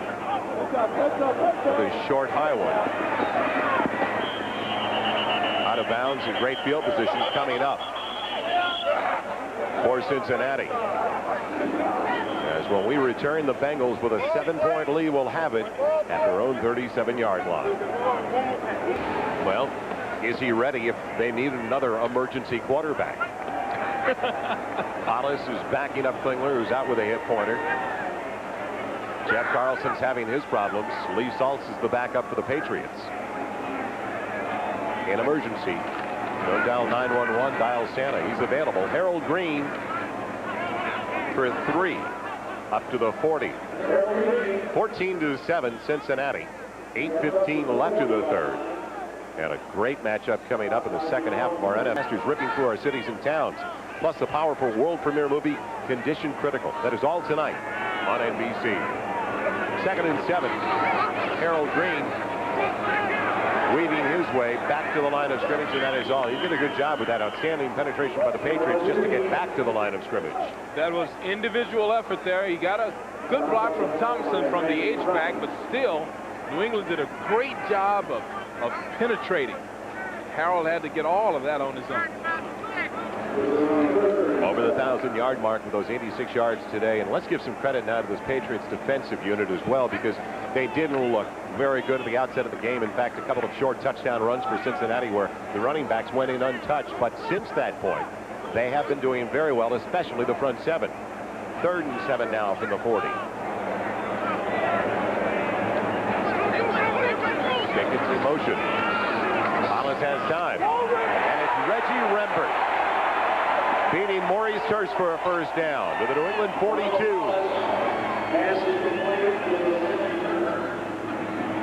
Reggie Rembert has been doing everything right the last few weeks. You know, he gets his opportunity to get a lot of balls since their new star, Jeff Query, is out with a bad ankle suffered last week. Reggie comes all the way across from the other side of the field, a good throw, catches it in stride, perfect play. There he is. He started the day with only 12 catches on the season. He's not been in the starting lineup this year. It's been Carl Pickens, and just Rembert moved into that starting lineup over the last couple of games. First down, Cincinnati. Holman's there. Great grab by the tight end. Rodney Holman with another first down. Ball appeared to be overthrown. You got a big paw up there to bring it in. It's down to the 23. Well, that's why he is a all-pro caliber athlete. And Hollis needs a lot of credit here because he's in trouble from the beginning, has to float it. I mean, from the onset, it looked like that would be an impossible catch. Little tap, you know, that's because he's caught 1,000 balls in his life. You know, you run around catching balls since you were a kid. That's a great play. I like the tail end of the throw by Hollis. Kicked his feet a little bit up in the air. First down to the 23. Hollis just throws it away. It looked like they wanted to stop and go, and another late hit coming up on the quarterback, this time against Ray Agnew. Saab had already been the guilty party earlier today. Agnew in his third year from North Carolina State, former first-round draft choice in 1990. See, that's a discipline thing. I mean, you have to applaud everybody's effort and desire to get to the quarterback. Passer, number 96 on the defense, 15 yards, first down. Well, they called it on Brent Williams. Yeah, I think he called it on the wrong guy. That was Ray Agnew, number 92. Let's take a look at it, and we'll see who it really is. Okay, ball is gone. Well, he hit him in the head. You can't hit the guy in the head. They don't let you do that. Using your head can help from time to time. You can't do that. Well, the mental mistakes that have upset Irving Fryer. Irving Fryer said, we make so many mental mistakes, it's not the physical mistakes. That's what frustrates the veterans on this team. You can't hit a guy in the head. Everybody knows that. 1st and 10 at the 11. Harold Green slashing his way. Still all the way to the 5. Lockhart got him.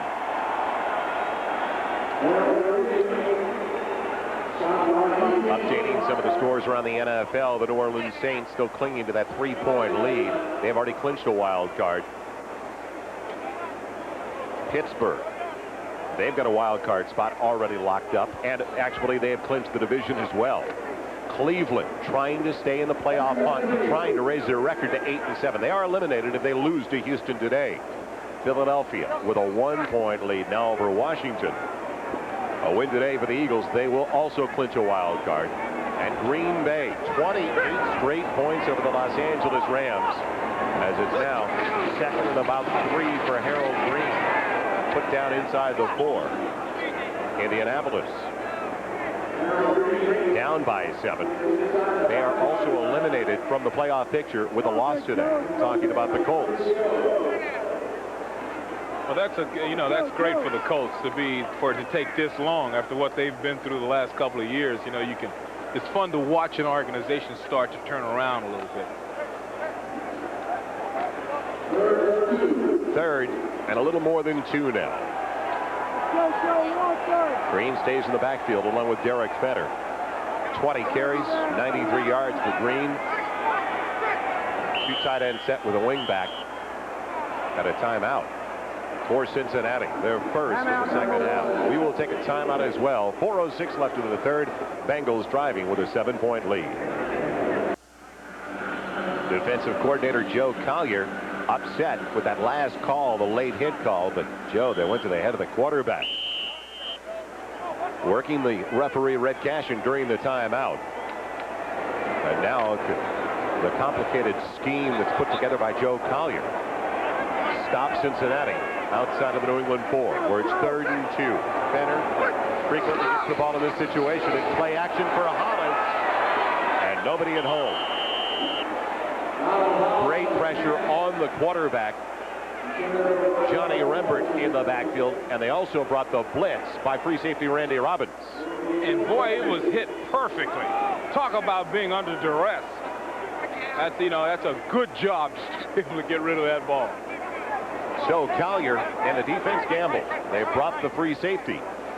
Rembert got the good penetration as well.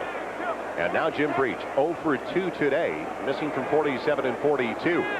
He was 16 of 22 to start the contest. A little more than an extra point. A 21-yard field goal try, and it's perfect. A 10-point lead now for Cincinnati. Less than 4 minutes left in the 3rd as the Bengals lead it 17-7. The quarterback that is giving new hope to the New England Patriots, he's out with an ankle injury today, and that is Scott Zolak from the University of Maryland. He was a pick-me-up. As Irving Fryer said yesterday, I asked him about those performances by Zolak. He said even when Scott wasn't starting, he is so upbeat. He is such a leader. He kept everybody else up. Even when he was just the backup for Hugh Millen or Tommy Hodson, he was always picking everybody else up. That's what you like to hear about a quarterback. Without question, he's an exciting guy, and every time he made a completion or did something good, he was pumping his fist and yelling. Scott Lockwood wisely let it go out of bounds instead of touching it, and it going to New England at the 15. You know, The some Patriots will have it at the 35. Some of the reports out of the New England area had Zolak going as far as almost hot dogging it a bit, but in response, he said that, you know, he just gets so excited, he's not even thinking about what he's doing. He just gets swept up in the moment, and that's what you want, that type of youthful exuberance to crank everybody up, and that's exactly what the Patriots needed. Classic features as well. 6'5", 225-pounder. Can't draw it up any better. First down, New England. They started with it the last time at their own 35, but it was 3 snaps and out. Let's see if they can do a little bit better with Jeff Carlson. John Vaughn belted at the line of scrimmage, falls forward for a yard. Gary Reason's former Giant linebacker, who's playing nicked up today. Boy, he's got some messed up ribs, but he threw the shoulders in there that time. And, you know, you could probably hear at home the licks from the Bengal defense just coming in there. Repetitive effort. Pow, pow, pow. And, boy, yeah, and that's what you have to do against a guy like John Vaughn, because he can make you miss. So many years with the New York Giants, part of their Super Bowl victories. In his 9th season now. 12 carries, 50 yards for John Vaughn after that 1-yard gain. Carlson throws it behind Stevens. He was looking at the sideline. It came back inside. You know, their timing is just a little bit off. A well-timed throw here would hit Irving Fryer in the curl, but the timing was bad. This one just a little bit behind.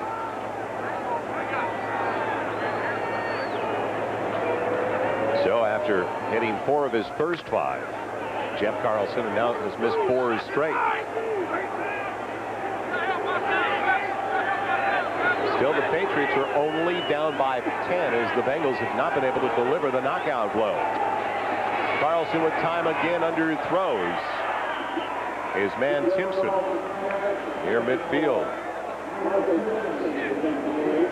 You know, once again, the coordination, the timing, everything just a little bit off in the passing game here. It's a double zone. The corner hits him and lets him go. He's there. He found the seam. But the pass a little bit low, a little bit inside. Quite a bit low, in fact. Busy day for Sean McCarthy and Mitchell Price, who waits back at the 20-yard line. McCarthy sending out one of his better ones. Price from the 16. Barely tripped up. Flag down on the play. And making the play for New England, Roger Brown, the reserve safety, the first one down there.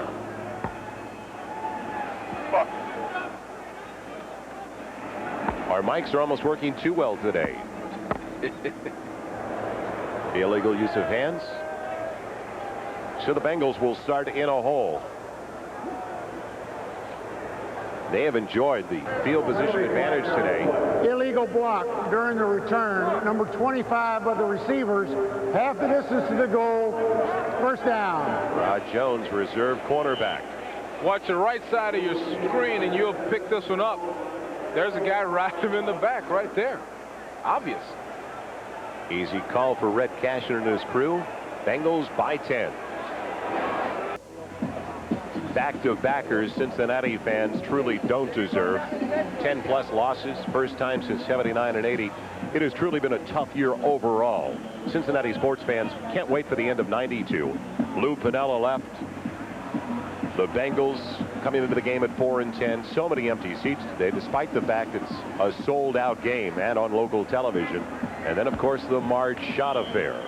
93 cannot come quickly enough for the Queen City.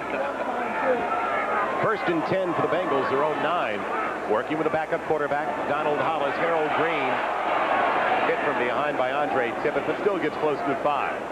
Another great finish by Harold Green. Nothing really on the left side where they intended to go. When he bent it back, he found a crease.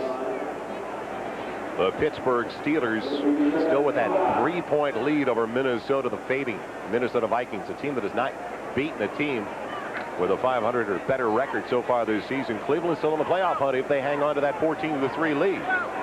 Harold Green now with 98 yards on 21 carries. The Rams finally get a field goal. Indianapolis trying to stay alive. They need a win to stay in the playoff picture.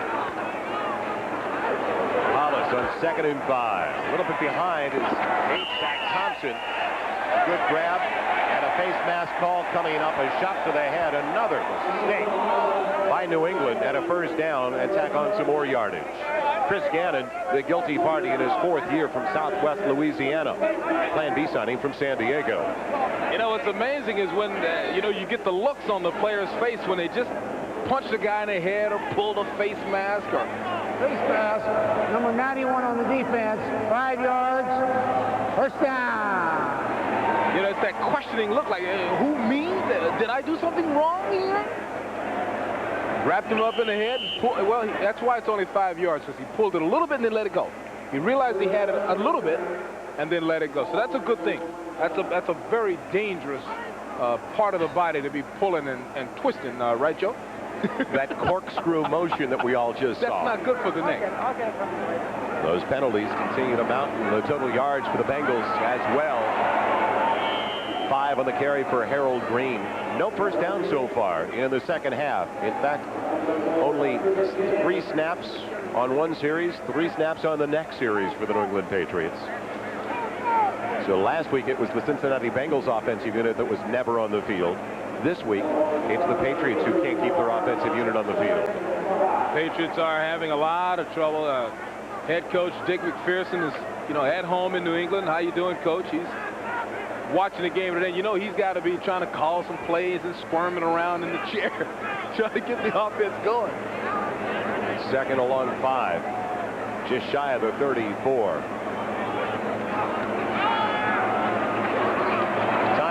Looking for Thompson.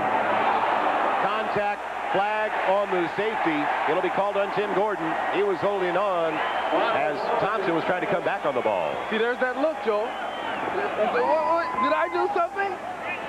Well, you know, he was in trouble from the beginning. He was in trouble from the beginning. He allowed the receiver to get behind him. We've got an injured player on the field right now. Chris Gannon.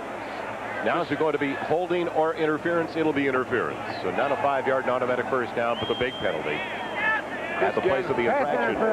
Number 41 on the defense. First down. Well, let's catch it here. See, he's in trouble because he's chasing. He doesn't turn around until it's too late. He prevents the receiver from coming back to get the ball.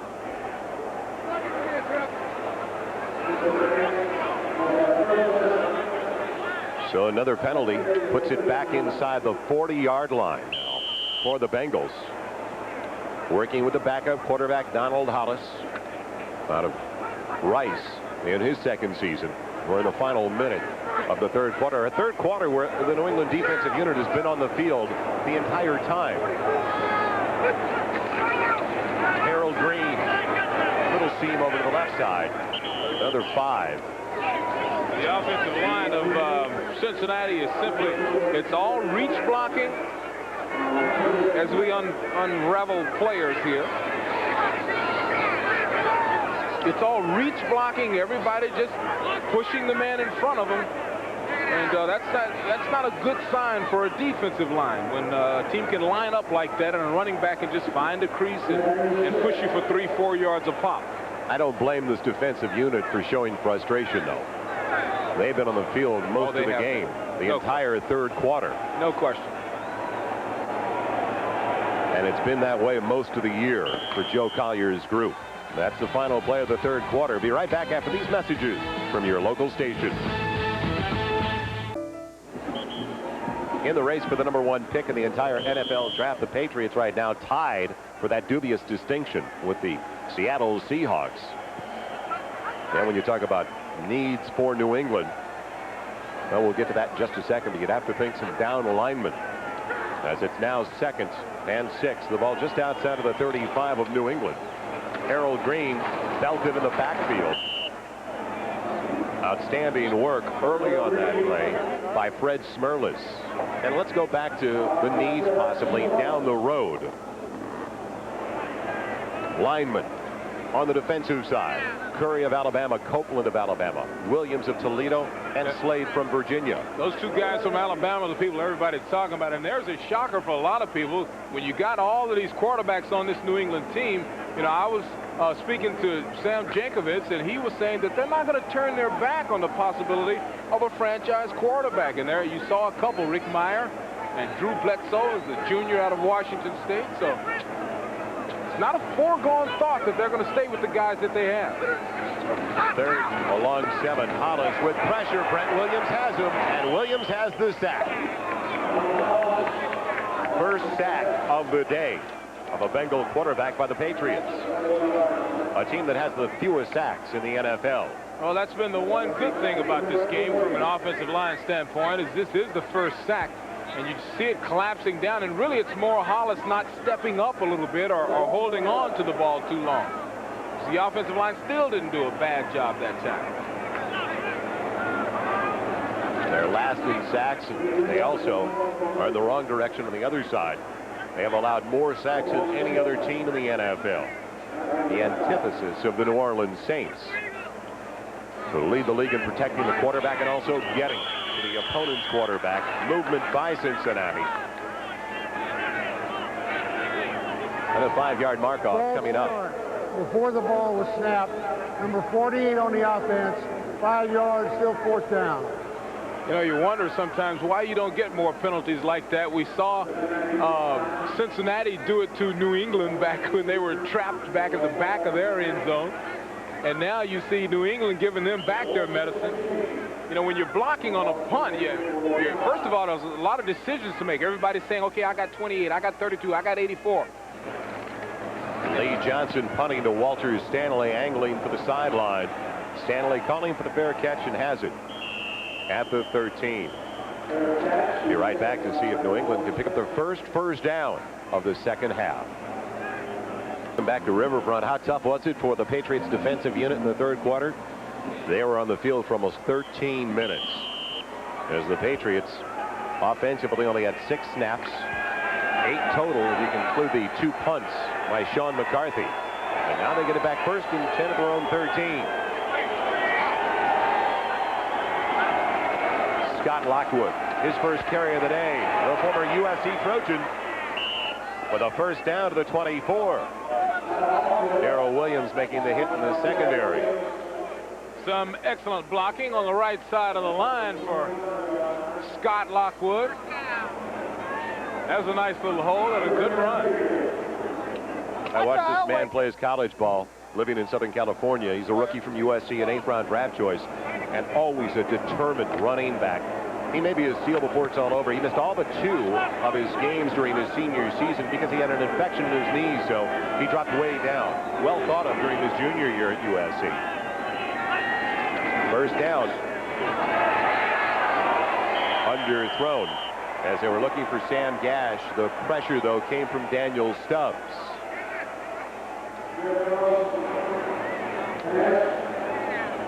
That was the first down, by the way, of the second half for New England on that run by Lockwood. Today, only 7 points. That came on the 100-yard return by John Vaughn. Total yards, 96. I think they've got more in penalties than they have in yards today. That's tough. That's a tough day. Jeff Carlson now only 4 of 11 in the passing department for a total of 24 yards. Lockwood, huge hole up the middle. Another first down to the 43. It's only a 10-point Bengal lead with 12:25 left in the fourth. Well, you got to pat the big guys on the back, the offensive linemen, Carlo, Chilton, Williams, Chung. I mean, this is just a super job. A lot of people can play running back when you get this type of blocking. Gary Reasons kind of chooses a hole that time at linebacker. He jumped to the left. Lockwood chose the correct path and went the opposite way and gets a great run out of it.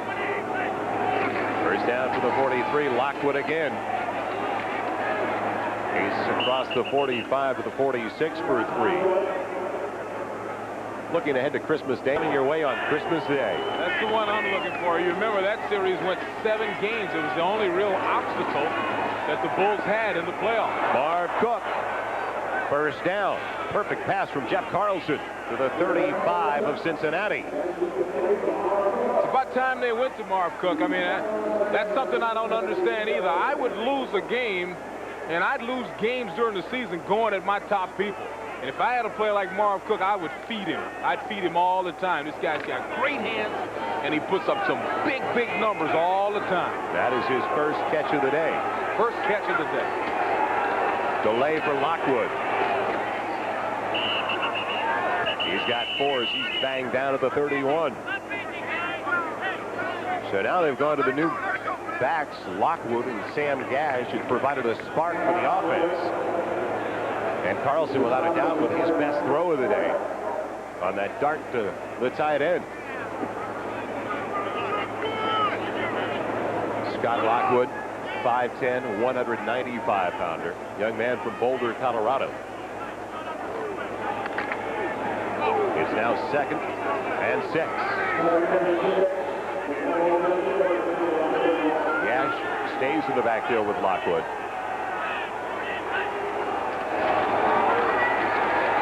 Time for Carlson. Breakdown. Pryor came inside. He threw it outside. And it's 3rd and long. You know, you got to understand that that Carlson hasn't had a lot of work. You know, he's only been here since mid-November, but you know, this is just a bad pass. I mean, Pryor's got to be saying, wait, who are you throwing to? You bring up a good point, though, because Jeff Carlson told us yesterday, prior to the reps he got starting on Wednesday of this week, when he was the #1 quarterback, he maybe got 2 snaps each week prior to that. And I understand that. I'm not trying to be overly critical of Carlson, but you know, you got to be able to hit that ball. 3rd and 6. Gash. Inside the 34. Oh, they need 10. It'd be better than a 50-yard field goal try. Or check that. It's inside the 30, so it'd be a field goal try of about 46, 47 yards, but they're going to keep the offensive unit on the field and go for it on 4th down. Well, when you're 2 and 12, you should go for it on 4th down. They need the touchdown before they can tie it up with a field goal. So it's going to be 4th and 4 from the 29. What do you call? Well, 4th and 4 is a manageable situation. Almost the entire playbook is available to them. That's the great thing. I think I'd be thinking about Cook. I'd be thinking about my tight end on a medium type route. There's Cook. He's got the 1st down. Good call, partner, inside the 20. Down to the 16. Under 9 minutes left. The Patriots with their best drive of the day. Well, critical situation. You're going to go for the short inside route. That's the, you know, geometrically, that's the closest, the shortest throw, straightest line. And Coach, let's see if Coach liked that. All right. Way to go, Coach. Beat the linebacker, Francis. 1st down. Ball just outside the 17. Lockwood on the counter. Takes quite a hit. Getting to the 15. Could hear those pads up here. I hope people at home can hear this. This is a dangerous game. I mean, you can just hear them. That was Gary Reasons making some sound effects there.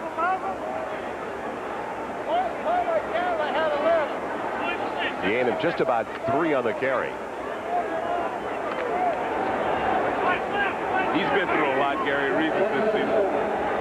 He had a tough car wreck, survived it.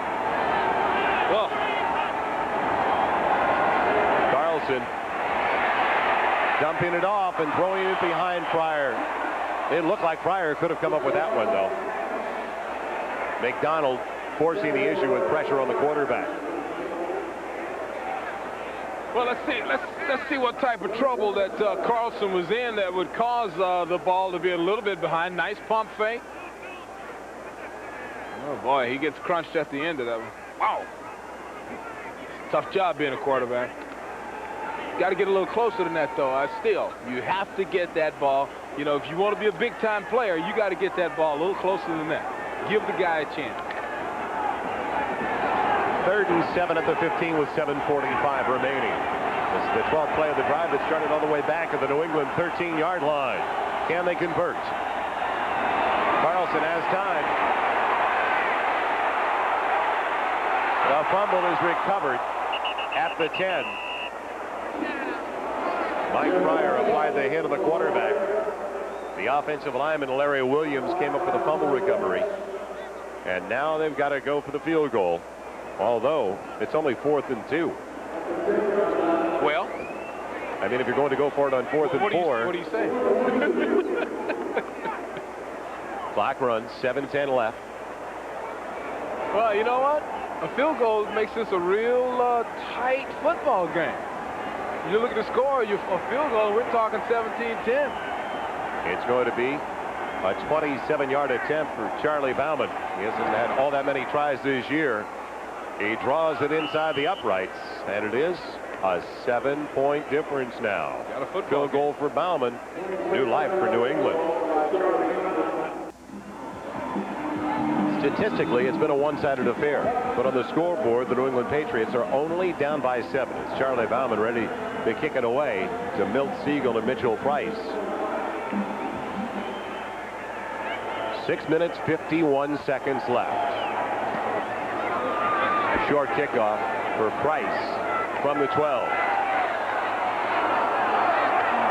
And Price will not make it back to the 20. He's put down to the 19. Good coverage of the special teams. Rob McGovern making the hit. So now with your backup quarterback in there, Hollis, David Shula not ready to take too many chances. Can they grind out the final 6:40 on the ground? Well, I think the challenge here falls squarely on the shoulders of the New England defense. They need to make a play. I mean, this is a point where a big play by Joe Collier and his boys would really mean a lot to the Patriots. On first down, it skips to Tim McGee. First on the coverage, 2nd and 10. Yeah, we had a lot of defensive linemen swatting at that ball. That helped a lot that time.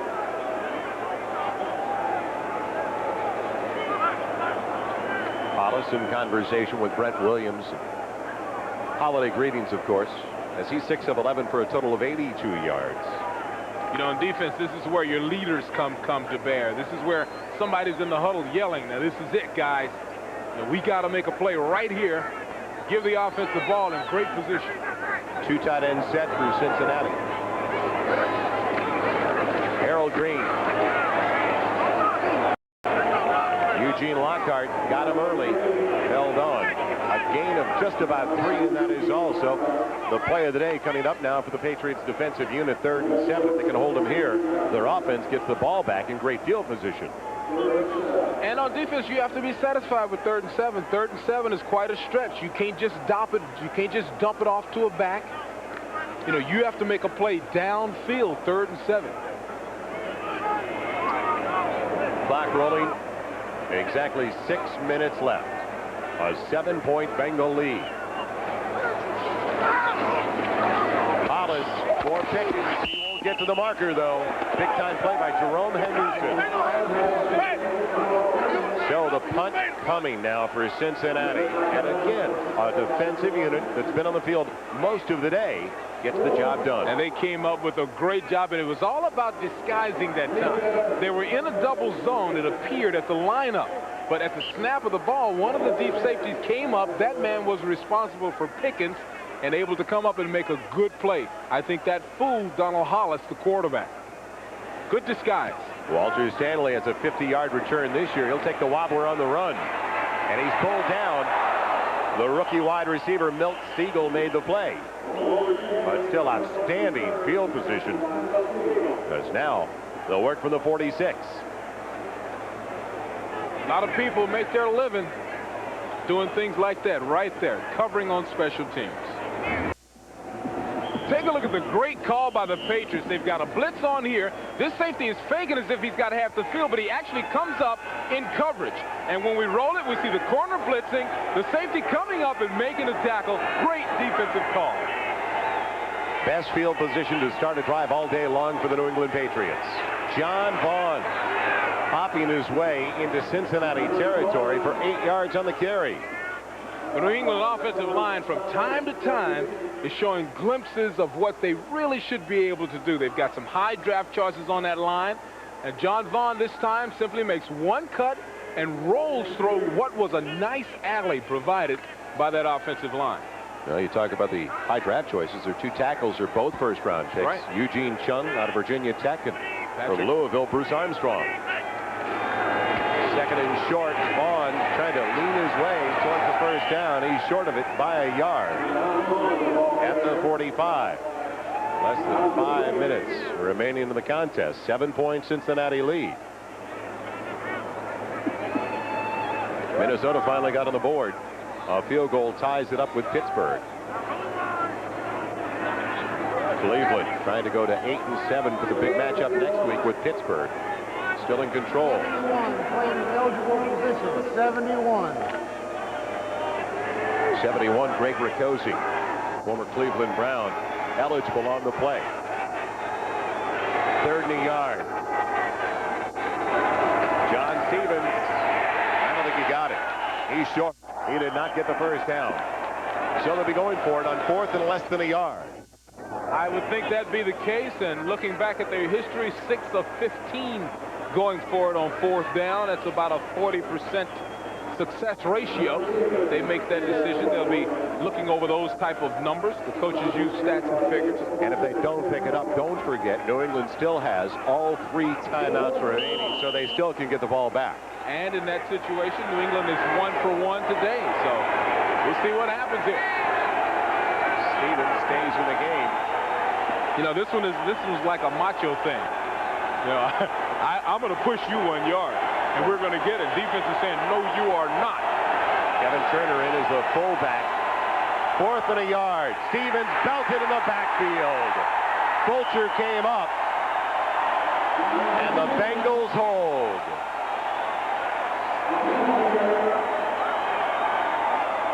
Ron Lynn, the defensive coordinator. Ron Meeks, the defensive backfield coach, sitting right next to him, and he's proud of his defensive back. Big all-pro. Keep your eyes on 33. Fulcher, watch him coming from the left side toward the top of your screen. Great call, great read, smells it out.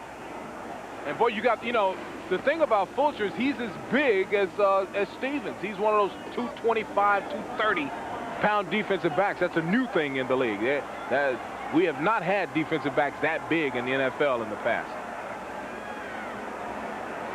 First down for the 45. Harold Green with plenty of room. He wanted to stay in bounds. They knock him out of the 31. First down, Cincinnati. He tried to stiff arm Randy Robbins. Boy, let's take a look at what happens here. You get the great block, the handoff. This play is simply killing New England. There we come. Craig Thompson from the backside gets the great block. It's like taking candy away from a small child. That play has been killing New England. Harold Green over the century mark today, over the 1,000-yard mark as well for the season, with 133 yards on 27 carries today. 3:36 left. Green did a good job to hang on to that one. He got hit in the backfield early. Gets 2 down to the 29, and now New England uses their first timeout of the second half. It'll be a 40-second timeout. Be right back to see what they do on 2nd and 8. With a record of 4-10, you look very early for draft priorities for the Bengals as well. We were talking about the Patriots. Well, up front, offensive line, they're taking on some age in Cincinnati. Kennedy of Washington, Rowe from Louisiana Tech, and Hopkins from Illinois. Kennedy, 6'5", 340. Rolfe, 295. That's the trend in the league. The last guy, Coleman, 315 out of Wake Forest. 2nd and 8 from the New England 29. For Hollis. He's got it to the 24. A gain of 5 on the scramble. Hollis with some nifty moves there at the end of it. He gracefully broke it down, and nice little touch. Another timeout with 3:18 left, 1 remaining for the Patriots. Other draft possibilities for the Bengals, defensive backs McGarris and McNeil, and also those linebackers, and a couple of very good ones, Brown and Marvin Jones from Florida State. You know, Marvin Jones was the Butkus Award winner out of Florida State. He's supposed to be head and shoulders above everybody in the draft when it comes to inside backers. And for those defensive backs, you saw Ryan McNeil and Don Figueras. And Figueras is supposed to be the #1 kid from when it comes to man-for-man coverage. A lot of teams, a lot of NFL teams excited about him. 3rd and a little more than 3. for Cincinnati to hold on to it. Harold Green. Well, the way they're running in from the far side, he did not pick it up.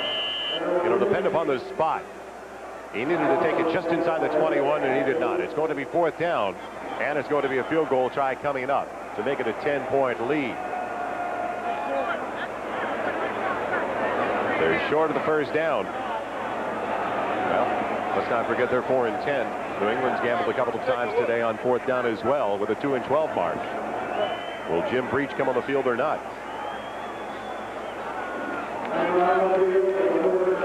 They look like they're about a half-yard short of the 1st down. This could be a major 3 points. It would put this game in a position where... Well, only a foot short. Yeah, foot short, where New England would have to score twice. So this is a big, big swing for the right foot of that man right there.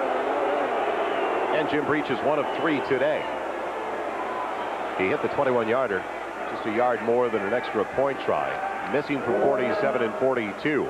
This will be put down. The holder is Lee Johnson, the punter. It is going to be a 39-yard attempt coming up for Jim Breach. His longest of the season came last week at San Diego in their 27-10 loss. Breach hit a 48-yarder. 3 minutes, 8 seconds left. Well, with that amount of time left, Joel, this one could do it. This could put New England in serious trouble. And Breach has it from 39 as the Bengals go up by 10. Never a doubt.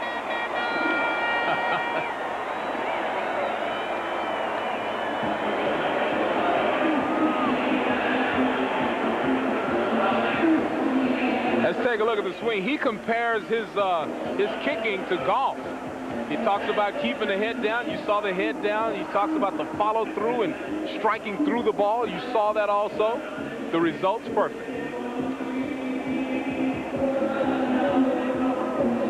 So the Cincinnati Bengals appear to be headed to their 5th win of the year, leading by 10. And coming up next on most of these NBC stations, the San Diego Chargers will be trying to take sole possession of the lead in the AFC West. With a 9-5 mark, they'll try to be 1 game better off than the Kansas City Chiefs, who lost yesterday decisively to the New York Giants. But it's a battle anytime they get together with the LA Raiders. You talk to those two teams, you talk about rivalries, I think both teams would agree that they are the biggest rivals.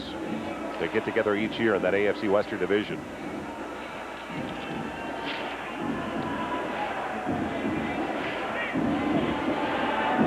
Well, missing their quarterback that gave them so much promise. Scott Zolak with the ankle injury. Jeff Carlson getting the start. Another tough year for New England Patriot fans. I don't know about you, but I'd love to see them called the Boston Patriots before too long. I wouldn't mind seeing the stadium in downtown Boston There's a lot either. of talk about that. They'd like to get a stadium somewhere where people are, where there are a lot of people, where they could get some people in those stands. Players would like to see it. Johnson kicking it away. Timpson is back for the first time today, and the wide receiver takes it from the 5. Michael Timpson hit across the 30, and he's at the 33. We'll be right back to Cincinnati. Let's head to New York now for an update. Join Bob Costas. Joel, the Vikings just clinched the NFC Central on this 36-yard Fuad Reve's field goal as time expires at Three Rivers. Meanwhile, the Steelers can't get anything done offensively without the injured Neil O'Donnell, so Pittsburgh falls to 10-5, same record that clinches the NFC Central for the Vikings. But for Pittsburgh, even though they're champs of the AFC Central, a first-round bye and home field advantage now up in the air. Thank you, Bob. 2:48 left in Cincinnati. A 10-point lead for the Bengals. Carlson has Fryer. Penalty flag down late. Fryer can't get to the sideline, but the clock is stopped due to the flag. So finally, the Vikings, for the first time this year, beat a team with a mark of better than 500.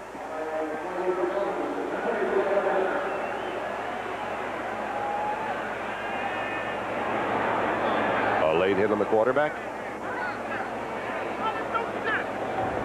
Roughing the passer, number 94 on the defense, 15 yards, first down. Alfred Williams, the linebacker. We've had so many of these today. Alfred Williams is one of the promising players in the league. See, there's that head thing again. You can't hit a guy in the head.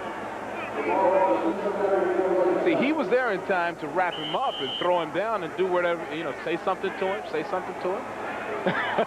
But you can't hit a guy in the head. Vaughn in motion on first down from the 47. Carlson going deep for Fryer, almost picked off by David Fulcher.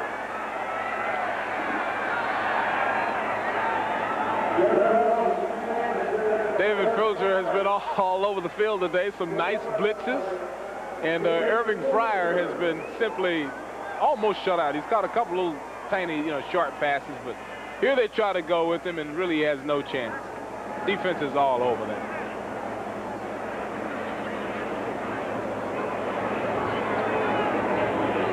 You don't find a lot of big players that weigh about 235, 240 playing strong safety, who can also cover ground like you just saw. That's why he's an all-pro. 2nd and 10. McMurtry in motion.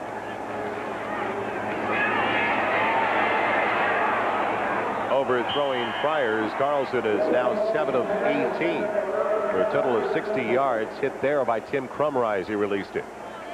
Carlson was impressive that time surveying the field. He checked about 3 receivers before he tried to hit Irving Fryer. Unfortunately, he still was off the mark.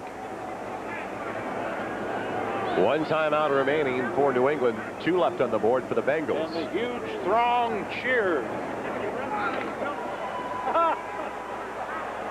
Not many left at Riverfront Stadium in Cincinnati.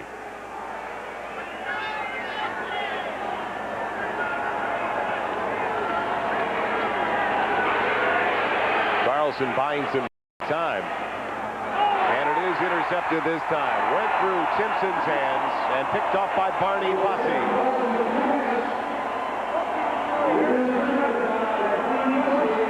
So that'll effectively do it for the Patriots' slim hopes.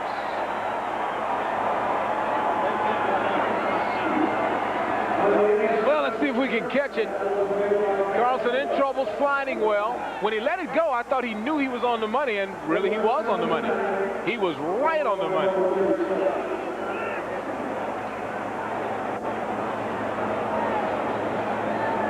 See, that's one of those crowd things.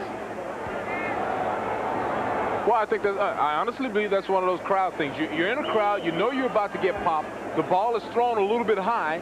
You don't like being in a crowd with a ball high and your arms stretched straight out, and your arms get a little short in there.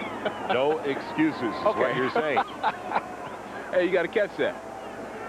If you're not going to catch it, you at least have to knock it down or something. Barney Bussey's first interception, and there goes Harold Green. Green finally dragged down by Maurice Hurst at the 10. And that will take us to the 2-minute warning. Well, that's good everything by Cincinnati. There's that reach blocking again. Everybody blocking the guy in front of him, and Green running through tacklers. Man, has he put on a show on this day. First and goal, and a career best day for Harold Green. 190 yards on 30 carries. Spun around. No gain on that carry. Return to Riverfront, but let's check in again with Bob Costas. Joel, here's how it ends at the Vet. Skins down by 4. Last play of the game. Time runs out as Rippon's pass intended for Gary Clark is broken up by a trio of Eagle defenders. With the victory at home, Philadelphia clinches a wild card, but the Skins are still alive, and they grab a wild card if they win next Saturday at RFK against the Raiders. Back to Cincinnati. So an exciting finish at Veterans Stadium, a victory for the Philadelphia Eagles. And the clock continues to roll. 2nd and goal. Derek Benner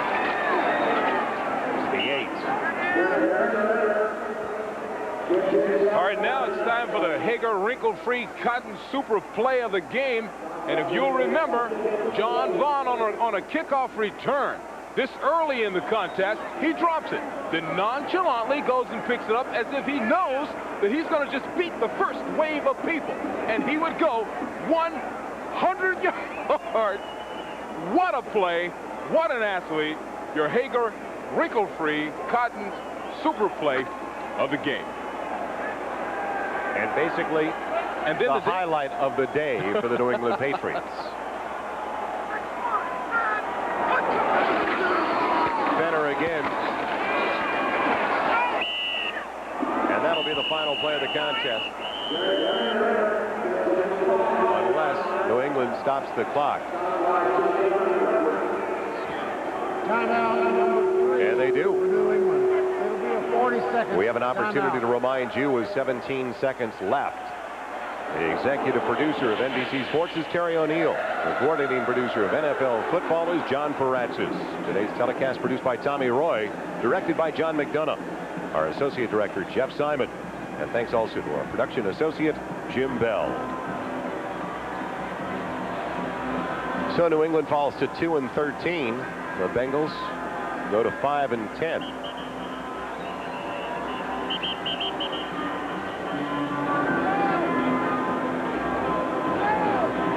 The decisions to be made for these two teams, like we were talking about earlier, their priorities for next season. Where do they need the most help? Well, both teams will be able to latch on to some impact type players out of college. They will have excellent drafting positions. And that's what they have to look forward to. You do understand why they took that timeout, don't you? 4th and goal at the 5. Center again. And that will be the final play. With 10 seconds at least for Cincinnati on the change of possession, New England will get it back. Stop the clock. So they prolong the agony for 9 more seconds.